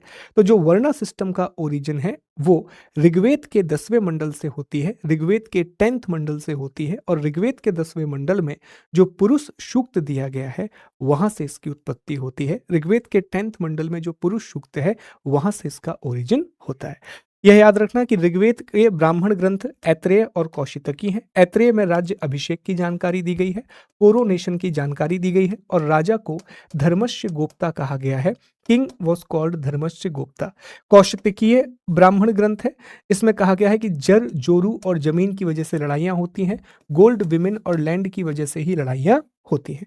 उपनिषद ऐत्रेय उपनिषद और कौशितकी उपनिषद और उपवेद है आयुर्वेद। देखो ये सवाल पूछा गया है कि कौशितकी का संबंध किससे है, तो कभी भी ऐत्रेय और कौशितकी आए, इनका संबंध ऋग्वेद से ही होगा। ऐत्रेय और कौशितकी आए तो इनका संबंध ऋग्वेद से ही होगा। ठीक है जी, तो ये बातें याद रखिएगा। तो ये ऋग्वेद हो गया, ऋग्वेद के बारे में सारे इंपॉर्टेंट पॉइंट हो गए, ऋग्वेद के बारे में सारे के सारे इंपॉर्टेंट फैक्ट्स हो गए। ठीक है, अभी रिवीजन भी कराएंगे, चारों वेद पढ़ लेते हैं, फिर एक बार रिवीजन कर लेंगे। इसके बाद आता है यजुर्वेद। अब इस इमेज को ध्यान से देखो, तो इस इमेज में क्या बना हुआ है, यज्ञ बना हुआ है। तो यजुर्वेद एक ऐसा वेद है जिसमें यज्ञ की जानकारी मिलती है, जिससे हमें यज्ञों की जानकारी मिलती है। यजुर्वेद पूरी तरह से यज्ञों को समर्पित एक वेद है, पूरी तरीके से यज्ञों को समर्पित एक वेद है। इसीलिए जब कोई पांडित्य की पढ़ाई करने के लिए जाता है, वो हमेशा अपना पहला कार्य यजुर्वेद और यजुर्वेद पर लिखे हुए भाष्यों को पढ़ना समझता है। दूसरा, यहां शतपथ ब्राह्मण बना हुआ है, इसलिए बना हुआ है कि शतपथ ब्राह्मण सबसे बड़ा ब्राह्मण ग्रंथ है, सबसे बड़ा ब्राह्मण टेक्स्ट है और यह यजुर्वेद का हिस्सा है। It's part of Yajurveda. तो जो दो सबसे इंपॉर्टेंट चीजें हैं वो हमने शुरू में ही आपको बता दी। आइए देखते हैं विषय वस्तु। यज्ञ और कर्मकांड की जानकारी पढ़ चुके हैं। जो भी इसका पाठ करता है वो अध्वर्यु कहलाता है। एकमात्र वेद है जो गद्य और पद्य दोनों में है, जो प्रोज और वर्ड्स दोनों में है। बाकी सब वर्सेस में है, ये प्रोज और वर्ड्स दोनों में है, गद्य और पद्य दोनों में है। इसका एक ब्राह्मण ग्रंथ है शतपथ ब्राह्मण, ये प्राचीनतम और सबसे बड़ा है। ठीक है, इसमें पुरवरा और उर्वशी का आख्यान दिया गया है, पुरवसा और उर्वशी का डायलॉग दिया गया है। उपवेद जो है वो धनुर्वेद है, उपवेद जो है वो धनुर्वेद है। ये याद रखिएगा कि यजुर्वेद का जो उपवेद है वो धनुर्वेद है। अब कुछ इंटरेस्टिंग इंफॉर्मेशन की तरफ चलते हैं जहां से सवाल बनने की संभावना है। देखो दोस्तों, यजुर्वेद को दो भागों में बांटा जाता है। Yajurveda is classified into two part. एक है शुक्ल यजुर्वेद और दूसरा है कृष्ण यजुर्वेद। एक है शुक्ल यजुर्वेद और दूसरा है कृष्ण यजुर्वेद। शुक्ल यजुर्वेद को ही हम वाजसनेयी संहिता के नाम से भी जानते हैं और ये दो भागों में बटा है। एक है माध्यान्दिन शाखा और दूसरा है कण्व शाखा। और वहीं जो कृष्ण यजुर्वेद है, इसी का हिस्सा है काठक, मैत्रायणी, कपिष्ठल और तैत्रेय। जो याद रखना, जो एग्जाम में पूछा जाता है, कहीं पर भी मैत्रायणी और तैत्रेय आए, जैसे ऐत्रेय और कौशितकी आएगा मतलब वो ऋग्वेद है, ऐत्रेय और कौशितकी आएगा मतलब वो ऋग्वेद है। इसी तरह कहीं पर भी मैत्रायणी और तैत्रेय आए, कहीं पर भी मैत्रायणी और तैत्रेय आए, हमेशा याद रखना इसका मतलब है वो यजुर्वेद से जुड़ा हुआ है। ठीक, यजुर्वेद के कितने हिस्से हैं? दो हिस्से हैं। एक है श्वेत यजुर्वेद, शुक्ल यजुर्वेद और दूसरा है कृष्ण यजुर्वेद। एक है शुक्ल यजुर्वेद और दूसरा है कृष्ण यजुर्वेद। शुक्ल यजुर्वेद को ही वाजसनेयी संहिता कहा जाता है, शुक्ल यजुर्वेद को ही वाजसनेयी संहिता के नाम से जाना जाता है। आइए अब उपनिषद के बारे में जानते हैं, जहां से बहुत ज्यादा सवाल बनते हैं। देखो, सवाल उपनिषद से दो बनते हैं। एक तो कौन सा उपनिषद किस वेद से जुड़ा हुआ है और दूसरा उपनिषद में कौन सा सब्जेक्ट दिया गया है। जैसे एसएससी में पूछा गया कि जबाली जो उपनिषद है जिससे हमें 4 आश्रमों की जानकारी मिलती है, वो किस वेद से जुड़ा हुआ है। सवाल पूछा गया कि सत्यमेव जयते कहां से लिया गया है। ठीक है, सत्यमेव जयते कहां से लिया गया है। यम और नचिकेता का संवाद कहां से आया है। गार्गी और याज्ञवल्क्य का संवाद किसमें दिया गया है। गार्गी और याज्ञवल्क्य का डायलॉग किसमें दिया गया है। तो आइए देखते हैं। यहां देखें, सबसे पहले है वृहद आरण्यक उपनिषद। जो वृहद आरण्यक उपनिषद है, इसमें याज्ञवल्क्य और गार्गी का संवाद है, याज्ञवल्क्य और गार्गी का डायलॉग है। याद रख लेना, बहुत इंपॉर्टेंट है। फिर आता है ईश उपनिषद। सबसे छोटा उपनिषद है मांडुक्य और मांडुक्य के बाद दूसरा सबसे छोटा उपनिषद है ईश। हमने पहले ही बता दिया, तैत्रेय और मैत्रायणी, जहां पर भी तैत्रेय और मैत्रायणी आएंगे मतलब उन दोनों का ही जो संबंध है वो यजुर्वेद से है। जहां पर भी तैत्रेय और मैत्रायणी वर्ड यूज होगा, it means they both are associated with the Yajurveda. फिर आता है कठ उपनिषद। कठ उपनिषद में है यम नचिकेता संवाद, बेतहाशा इंपॉर्टेंट। किस उपनिषद में यम नचिकेता का संवाद मिलता है। किस उपनिषद में यम नचिकेता का संवाद मिलता है? तो यम और नचिकेता का जो संवाद है, यम और नचिकेता का जो डायलॉग है, वो हमें कठ उपनिषद में मिलता है। वो कहाँ मिलता है जी? वो हमें कठ उपनिषद में मिलता है। ठीक है। फिर आता है श्वेताश्वर उपनिषद। अब श्वेताश्वर का मतलब होता है सफेद अश्व द्वारा वाहित, carried by a white horse, और इसमें भक्ति शब्द का पहला उल्लेख मिलता है। और जबाली उपनिषद, जबाली उपनिषद में 4 आश्रमों का उल्लेख मिलता है, ब्रह्मचर्य, गृहस्थ, वानप्रस्थ और सन्यास। ब्रह्मचर्य, गृहस्थ, वानप्रस्थ और सन्यास, ये 4 आश्रम होते हैं। कहानी कुछ ऐसी है कि एक छांदोग्य उपनिषद है, अभी हम पढ़ेंगे, सामवेद से जुड़ा हुआ है छांदोग्य उपनिषद। छांदोग्य उपनिषद को सबसे पुराना उपनिषद माना जाता है। छांदोग्य उपनिषद को सबसे पुराना उपनिषद माना जाता है। छांदोग्य उपनिषद में 3 आश्रमों का उल्लेख किया गया है। देयर आर 3 आश्रम mentioned in the Chandogya Upanishad of Samaveda. उसमें बात की गई थी ब्रह्मचर्य की, गृहस्थ की और वानप्रस्थ की। जब जबाली उपनिषद आया, जो यजुर्वेद से जुड़ा हुआ है, इसमें 4 आश्रमों का उल्लेख किया गया। 4 आश्रम वर मेंशन्ड, किसमें? जबाली उपनिषद में। ठीक है, तो इनके उपनिषद याद रखिएगा। बृहद आरण्यक में याज्ञवल्क्य और गार्गी का संवाद है। कठ उपनिषद में यम नचिकेता का संवाद है। श्वेताश्वर उपनिषद में भक्ति शब्द का उपयोग है। और जबाली उपनिषद में ब्रह्मचर्य, गृहस्थ, वानप्रस्थ और संन्यास आश्रम का उल्लेख किया गया है। इसके बाद आता है जी अगला, सामवेद। अब जैसा आप देख पा रहे हैं फोटो में क्या बना हुआ है, म्यूजिकल इंस्ट्रूमेंट। तो बस याद रखना कि सामवेद को भारतीय संगीत का प्राचीनतम ग्रंथ कहा जाता है। इंडियन म्यूजिक का ओल्डेस्ट टेक्स्ट कहा जाता है सामवेद को। इंडियन म्यूजिक का ओल्डेस्ट टेक्स्ट कहा जाता है। अब सामवेद, इसमें जो ऋचाएं, अब देखो सामवेद की इंटरेस्टिंग बात यह है कि सामवेद में मंत्रों की संख्या 1895 है, 75 है, सॉरी 75 है। और इसमें से जो 1800 मंत्र हैं, जो 1800 मंत्र हैं, ये पता है कहां से लिए गए? They are taken from Rigveda. इन्हें ऋग्वेद से लिया गया है, इन्हें ऋग्वेद से लिया गया है। सामवेद सबसे छोटा वेद है। चारों वेदों में सबसे छोटा वेद सामवेद को माना जाता है। और इसमें क्या किया गया कि मंत्रों को गायन के रूप में प्रस्तुत करने की कोशिश की गई। जो भी हिम्स थे उनको सिंगिंग फॉर्म में कन्वर्ट किया गया, ताकि उन्हें और लंबे समय तक आसानी से याद रखा जा सके। यही कारण है कि सामवेद को हम भारतीय संगीत का प्राचीनतम ग्रंथ बोलते हैं, most ancient text of Indian music बोलते हैं, कि ये इंडियन म्यूजिक का सबसे पुराना टेक्स्ट है। जो इसको पढ़ता है वो उद्गाता कहलाता है, उद्गाता कहलाता है जो भी इसे पढ़ता है। इसकी शाखाएं हैं, ब्रांचेस हैं, जैसे कौथुम, राणानीय और जैमिनीय। कौथुम, राणायनीय और जैमिनी इसकी शाखाएं हैं, इसकी ब्रांचेस हैं दोस्तों। उपनिषद में केन उपनिषद है, जिसमें उमा देवी और हेमवती। सबसे इंपॉर्टेंट है छांदोग्य उपनिषद। छांदोग्य उपनिषद सामवेद का है। छांदोग्य उपनिषद में भगवान श्री कृष्ण का उल्लेख है। इसमें श्वेत केतु का डायलॉग है और सत्यकाम जाबली की कथा है। सत्यकाम जाबली की कथा है। जो उपवेद है वो गंधर्व वेद है। जो उपवेद है वो गंधर्व वेद है, जिससे संभवतः भरत मुनि, नारद और इंद्र जुड़े हुए हैं।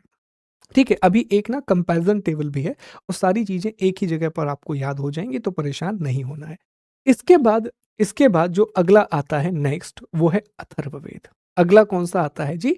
अथर्ववेद आता है। अब देखो इसमें बना हुआ है, क्या बना हुआ है? जादू टोना है, ये औषधि है। तो अथर्ववेद से हमें इन्हीं चीजों की जानकारी मिलती है। आयुर्वेद, जादू टोना, इन सब की जानकारी हमें अथर्ववेद से मिलती है। तो अथर्ववेद सबसे नया वेद है इन चारों वेदों में। इसका संकलन जो है वो अथर्वा ऋषि और अंगिरा ऋषि ने किया था। यही कारण है कि इस वेद को एक और नाम दिया जाता है अथर्व अंगिरा वेद। इस वेद को एक और नाम दिया जाता है अथर्व अंगिरा वेद। ठीक है, जो इसका पाठ करता है वो ब्रह्मा कहलाता है, जो भी इसे रिसाइट करता है वो ब्रह्मा कहलाता है। और जैसा हमने बताया कि इसमें जादू टोना, औषधि, तंत्र मंत्र, इन सब का उल्लेख किया गया है। इसकी 2 इंपॉर्टेंट ब्रांचेस हैं, एक है शौनक और दूसरी है पिप्पलाद। शौनक और पिप्पलाद, इसमें 20 अध्याय हैं। देयर आर टोटल 20 चैप्टर, 730 सूक्त हैं, 730 हिम्स हैं। और लगभग 6000 के आसपास मंत्र हैं। इसमें सभा और समिति को प्रजापति की दो पुत्रियां कहा गया है। सभा और समिति को टू डॉटर्स ऑफ प्रजापति कहा गया है। अब आप कहेंगे सभा और समिति क्या होता है दोस्तों? सभा और समिति जो है ये बेसिकली दो पॉलिटिकल ऑर्गेनाइजेशन थी वैदिक पीरियड की। हम इनके बारे में कल की क्लास में पढ़ रहे होंगे। ये वैदिक काल की दो प्रमुख राजनीतिक संस्थाएं थी।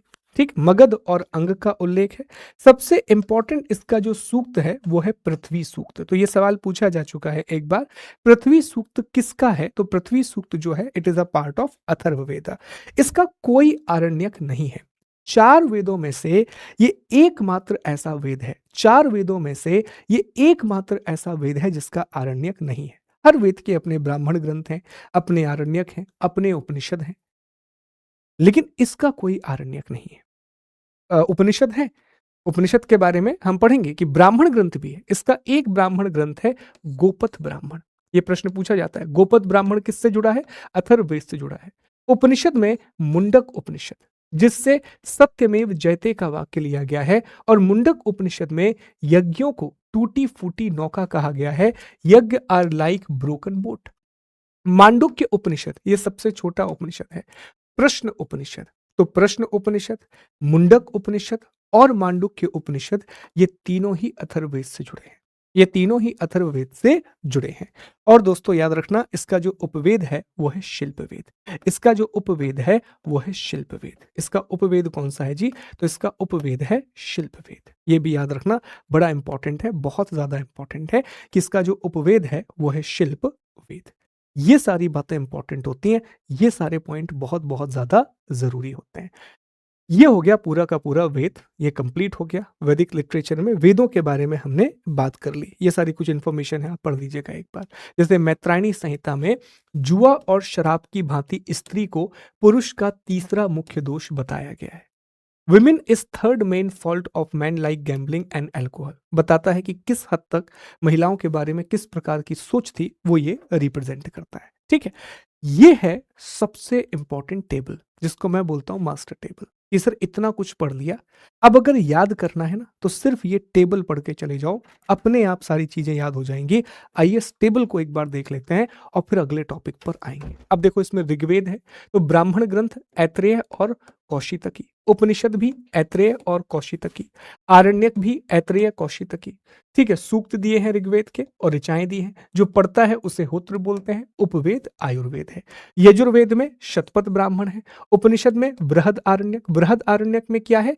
याज्ञवल्क्य और गार्गी का संवाद, याज्ञवल्क्य और गार्गी का डायलॉग। ईश उपनिषद मैत्रायणी, मैत्रायणी में क्या कहा गया? महिला को जुआ और शराब से कंपेयर कर दिया गया। तैत्रीय, कठ और श्वेताश्वर। कठ उपनिषद में क्या है? कठ उपनिषद में सर यम और नचिकेता का संवाद है। श्वेताश्वर में भक्ति शब्द का उल्लेख है। ठीक है, फिर जो पढ़ता है उसे अध्वर्यु कहते हैं। उपवेद जो है वो धनुर्वेद है। फिर आता है सामवेद। सामवेद के ब्राह्मण ग्रंथ हैं पंचविश और जैमिनीय। उपनिषद में छांदोग्य और केन बहुत जरूरी है। छांदोग्य और केन बहुत जरूरी है। छांदोग्य उपनिषद इज वेरी इंपॉर्टेंट। भगवान श्री कृष्ण का उल्लेख है, सत्यकाम जाबली की कथा है। ठीक है, उद्गाता बोलते हैं जो पढ़ता है। उपवेद गंधर्व वेद है। अथर्ववेद का ब्राह्मण ग्रंथ गोपथ है। उपनिषद में प्रश्न उपनिषद, मुंडक उपनिषद, मांडुक्य उपनिषद। आरण्यक नहीं है, 20 अध्याय हैं। जो पढ़ता है वो ब्रह्मा है, और जो उपवेद है जी वो शिल्पवेद है। बस ये याद रख लो, इस टेबल में आपका पूरा का पूरा काम हो जाएगा। इस टेबल में आपकी सारी चीजें कंप्लीट हो जाएंगी। एक बार ध्यान से इसको देखो, फिर अगले हिस्से पर आते हैं।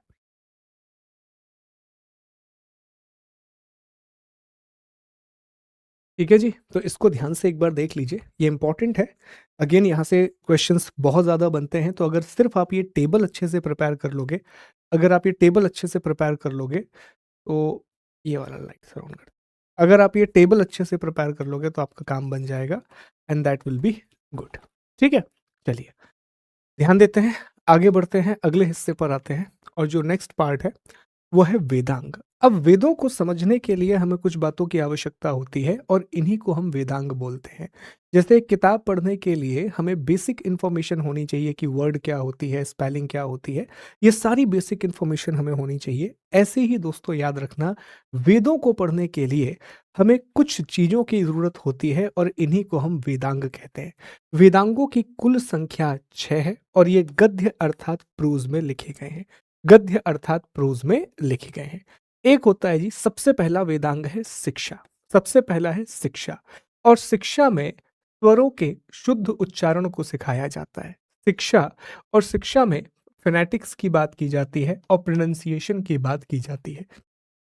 दूसरा है व्याकरण, आचार्य पाणिनि, अष्ट अध्यायी। तीसरा है निरुक्त, आचार्य यास्क। इसमें शब्दों की व्युत्पत्ति को बताया जाता है, अर्थात एटाइमोलॉजी को बताया जाता है। फिर है ज्योतिष। ज्योतिष में एस्ट्रोनॉमी के बारे में बताया जाता है। ठीक है, फिर आता है छंद। ऋषि पिंगल इससे जुड़े हुए हैं। इसमें पोएटिक मैनर के बारे में बताया जाता है। कल्प, इसमें रिचुअल्स के बारे में बताया जाता है। तो आइए एक बार इनको बढ़िया तरीके से रिकॉल करते हैं। तो हमें यह समझ में आया कि वेदों को समझने के लिए to understand Vedas, to understand Vedanga की रचना की गई है। वेदांग कितने हैं? 6।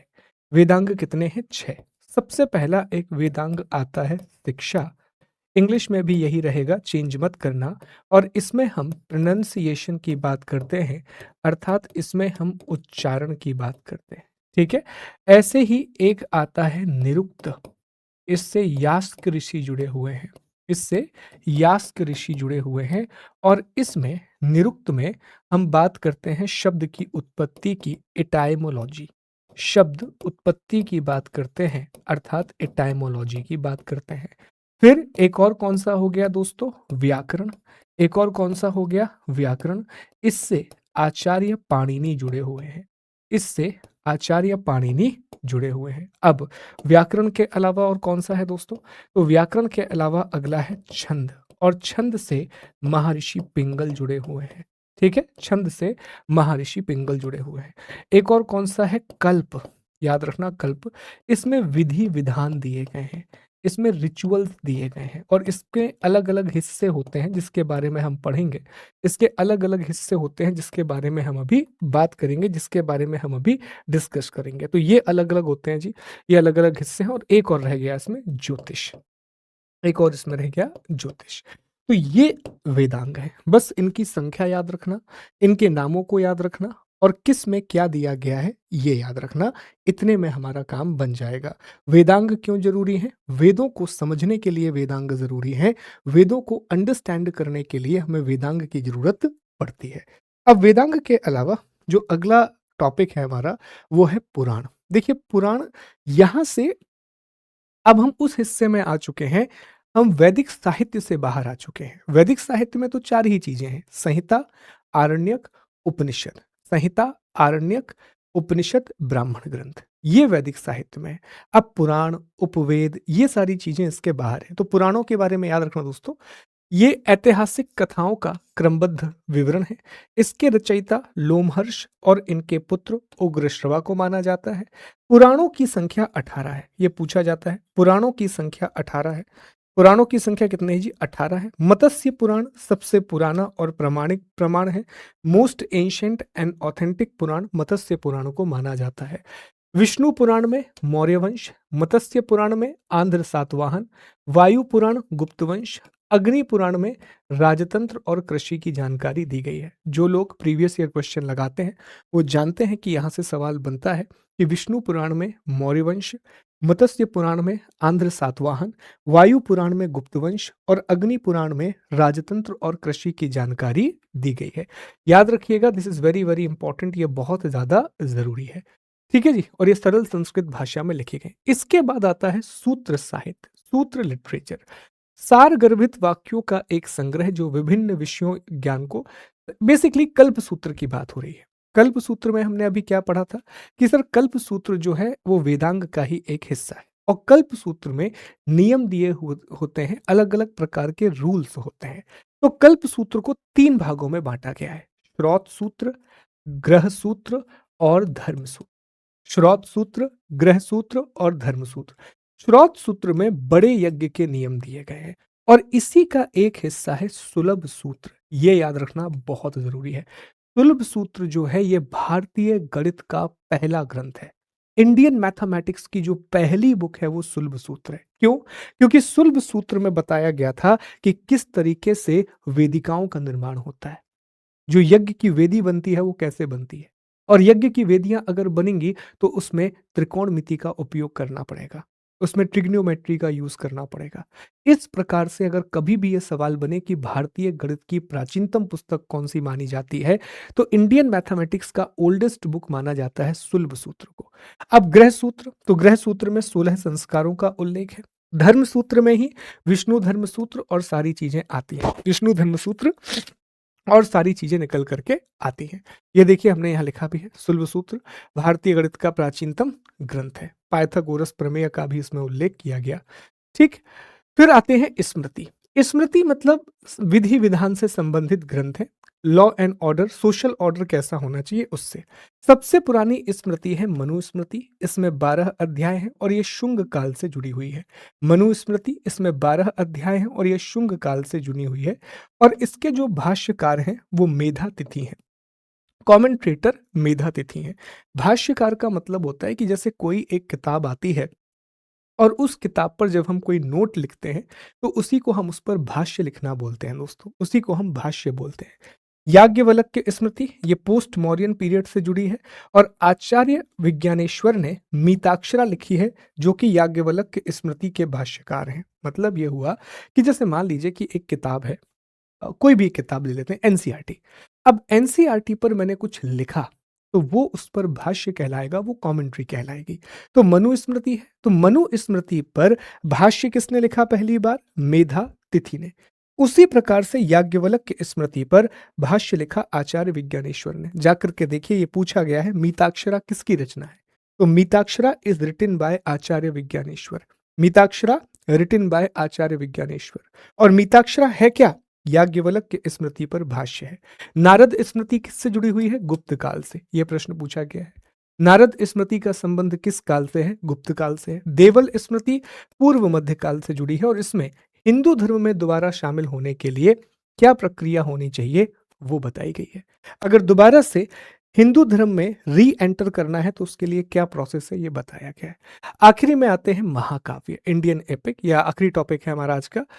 और महाभारत है जो कि महर्षि वेदव्यास ने लिखा। मूल रूप से इसमें 8800 श्लोक थे। प्राइमरली इसमें 8800 श्लोका थे। आज इसमें 1,00,000 श्लोक हैं। यही कारण है कि इसे शत साहस्त्री संहिता कहते हैं। शत साहस्त्री संहिता कहते हैं। कुल 18 भाग हैं और भीष्म पर्व में श्रीमद् भगवत गीता का उल्लेख है। शक, यवन, हूण, आक्रमण का भी उल्लेख है। रामायण को लिखा है महर्षि वाल्मीकि ने। 24,000 श्लोक हैं, इसलिए इसे चतुर्विशंति संहिता कहा जाता है। इसमें याद रखना 7 भाग हैं। ये पॉइंट आपको याद रखना है, बस रचनाकार याद रखना, इससे ज्यादा नहीं पूछा जाता। तो इस तरह से ये हमारा पूरा का पूरा साहित्य है। 4 वेद, 4 उपवेद, 18 पुराण, 108 उपनिषद, 6 वेदांग, 6 दर्शन जो हमें पढ़ना है, 18 प्रमुख स्मृतियां और 33 प्रमुख आगम। ठीक है जी। तो आज की क्लास में मैं जानबूझ करके आपको पूरा टॉपिक नहीं पढ़ा रहा हूँ। रीजन, इतना याद कर लो अच्छे से, भले ही एक क्लास हम रेगुलर ले लेंगे बैक टू बैक करके, पर ये टॉपिक बढ़िया तरीके से कंप्लीट कर लो क्योंकि इसमें फैक्चुअल डेटा बहुत ज़्यादा है। तो चलिए कुछ सवालों को लगाते हैं, कुछ प्रश्नों को लगाते हैं और टॉपिक को कंप्लीट करते हैं। तो वैदिक के जो क्वेश्चन है उसमें पहला सवाल आपके सामने है दोस्तों। पहला सवाल है, Rigveda is a collection of 1028 hymns divided into Mandla. तो हमने डिस्कस किया था कि सर 4 वेद हैं जिसमें से ऋग्वेद, सामवेद, यजुर्वेद, इन तीनों को वेद त्रयी कहा जाता है। हमने ये देखा था कि ऋग्वेद को 10 मंडलों में बांटा गया है, 85 अनुवाक में बांटा गया है और 1028 सूक्त में बांटा गया है। ठीक है, ये ओल्डेस्ट है, ये सबसे पुराना है। ओल्डेस्ट है, ये सबसे पुराना है। ठीक, चलो आगे बढ़ते हैं अगले सवाल की तरफ। आर्य संस्कृति के विभिन्न स्रोतों में खाली स्थान प्रमुख है। Among the various sources of Aryan culture are prominent. क्या प्रमुख है? धार्मिक अनुष्ठान, स्मारक, अभिलेख, पुरातात्विक अवशेष। तो हमें इनकी जानकारी कहाँ से मिलती है? हमें इसकी जानकारी मिलती है धार्मिक अनुष्ठान ग्रंथ से, अर्थात रिचुअल टेक्स्ट से। स्मारक हमें मिलते नहीं है, इंस्क्रिप्शन भी इस बाल में नहीं है बिल्कुल भी। आर्कियोलॉजिकल आर्टिफैक्ट बहुत रेयर मिलता है, बहुत ही रेयर। ठीक, अगला सवाल देख लेते हैं। According to an early Indian philosopher everything is made up of basis element. अब ये नहीं भी पढ़ा तब भी पता होना चाहिए कि मूल तत्व कितने होते हैं? 5। हम पंचामृत की बात करते हैं, हम पंच तत्व की बात करते हैं, पंचभूत की बात करते हैं, तो ये हमारे इंडियन कल्चर में ऑलरेडी है दोस्तों। अगले सवाल की तरफ चलते हैं। Next, earth, water, fire, wind, space. In the state emblem of India there is a quote saying Satyameva Jayate. Bharat के राज चिन्ह में सत्यमेव जयते कहाँ से लिया गया? अब बताओ कहाँ से लिया गया है? तो सर हमने मुंडक उपनिषद के बारे में पढ़ा था। किससे जुड़ा हुआ है? सर मुंडक उपनिषद अथर्ववेद से जुड़ा हुआ है। अथर्ववेद का ब्राह्मण ग्रंथ कौन सा है? गोपथ ब्राह्मण।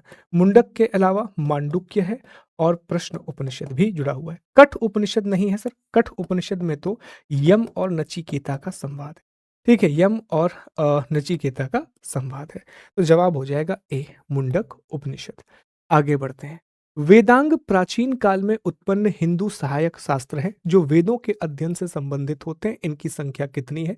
तो इनकी संख्या है 6। जो वेदांग है इनकी संख्या है 6, टोटल 6। कौन कौन से हैं सर?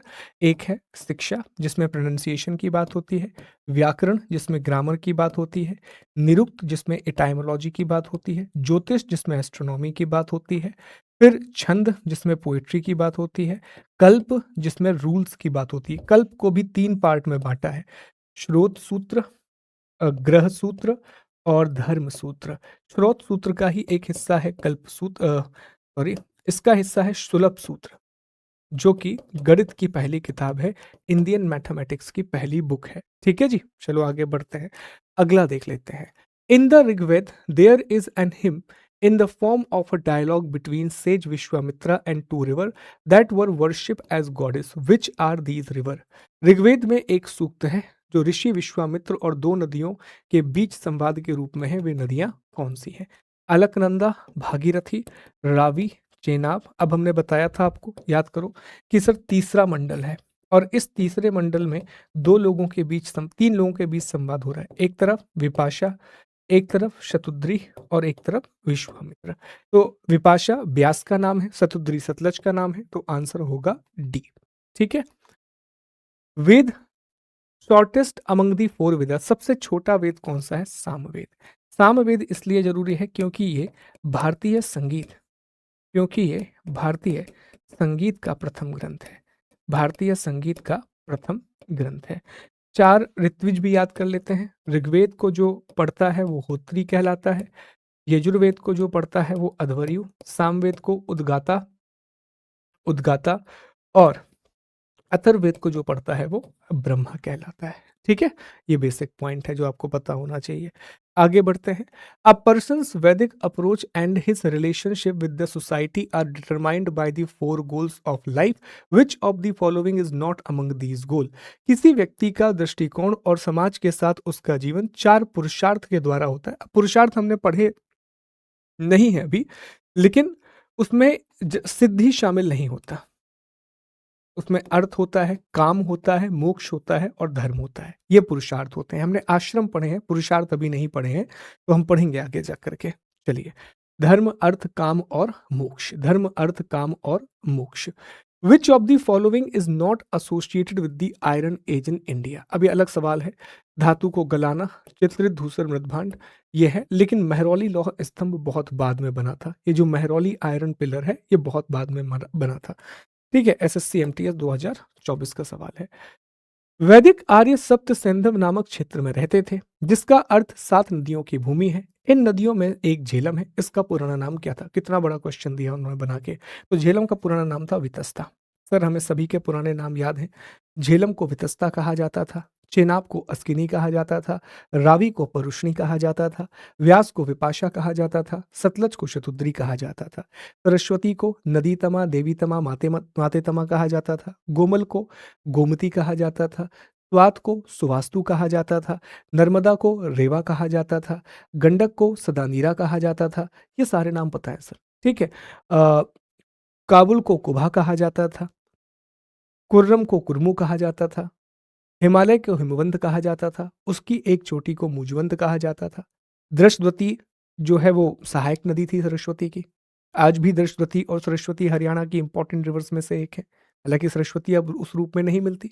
सरस्वती घग्गर और हकरा के रूप में हमें दिखाई देती है। ठीक है जी, चलो आगे बढ़ते हैं, अगला देख लेते हैं। Jaiminiya and Kaushiki dance are mentioned in which of the following. ये नहीं पढ़ा है इसलिए याद रखना, ये ब्राह्मण में मेंशन किया है, ब्राह्मण ग्रंथों में, तो ये याद रख लेना, ये बहुत out of the box question है। According to the Purana, Lord Vishnu took the shape of in order to rescue the earth which had sunk into the water. अब ये 10 अवतार से पूछा गया सवाल है। अगेन अब इतना बेसिक है कि हमें सबको पता है कि सर भगवान विष्णु ने वराह अवतार धारण किया था। याद है बचपन में कहानी, पृथ्वी को बाहर लाने के लिए भगवान विष्णु ने वराह अवतार धारण किया था। भगवान विष्णु के ये 10 अवतार हैं। मत्स्य अवतार है, ये कुर्मा अवतार है, कुर्म अवतार, फिर वराह अवतार है, नरसिम्हा अवतार है और 5वां अवतार वामन है। शुद्ध मानव के रूप में उनका जो अवतार है ना पहला, वो वामन अवतार है, वहां शुद्ध मानव के रूप में दिखाई देंगे भगवान। फिर परशुराम के रूप में, भगवान राम के रूप में, बलराम के रूप में, बुद्ध के रूप में और आगामी समय में कल्कि के रूप में। फिल्म भी बनाई गई है कल्कि। ठीक है जी, चलिए आगे बढ़ते हैं। The cut Upanishad capture the conversation between young boy name Nachiketa and a God. तो किसके बीच में था? यम और नचिकेता का संवाद। यम और नचिकेता का जो संवाद है वो कठ उपनिषद में दिया गया है। जल्दी से कमेंट करके बताओ कि कठ उपनिषद किस वेद से जुड़ा हुआ है। बहुत अच्छे से पढ़ाया था अभी। कठ उपनिषद इज एसोसिएटेड विद विच वेदा। साथ में यह भी बताओ कि गार्गी और याज्ञवल्क्य का संवाद कहाँ दिया गया है, गार्गी और याज्ञवल्क्य का डायलॉग कहाँ दिया गया है। ठीक है जी, चलो आगे बढ़ते हैं। अथर्ववेद में कितने खंड हैं? तो पढ़ा है हमने, अथर्ववेद में 20 खंड है। There are 20 parts in Atharvaveda. अगला देख लेते हैं। Which of the following sages of ancient India wrote the Mimamsa Sutra. अब यहां भी पढ़ा नहीं है, इसको हम भी पढ़ेंगे तब बन जाएगा।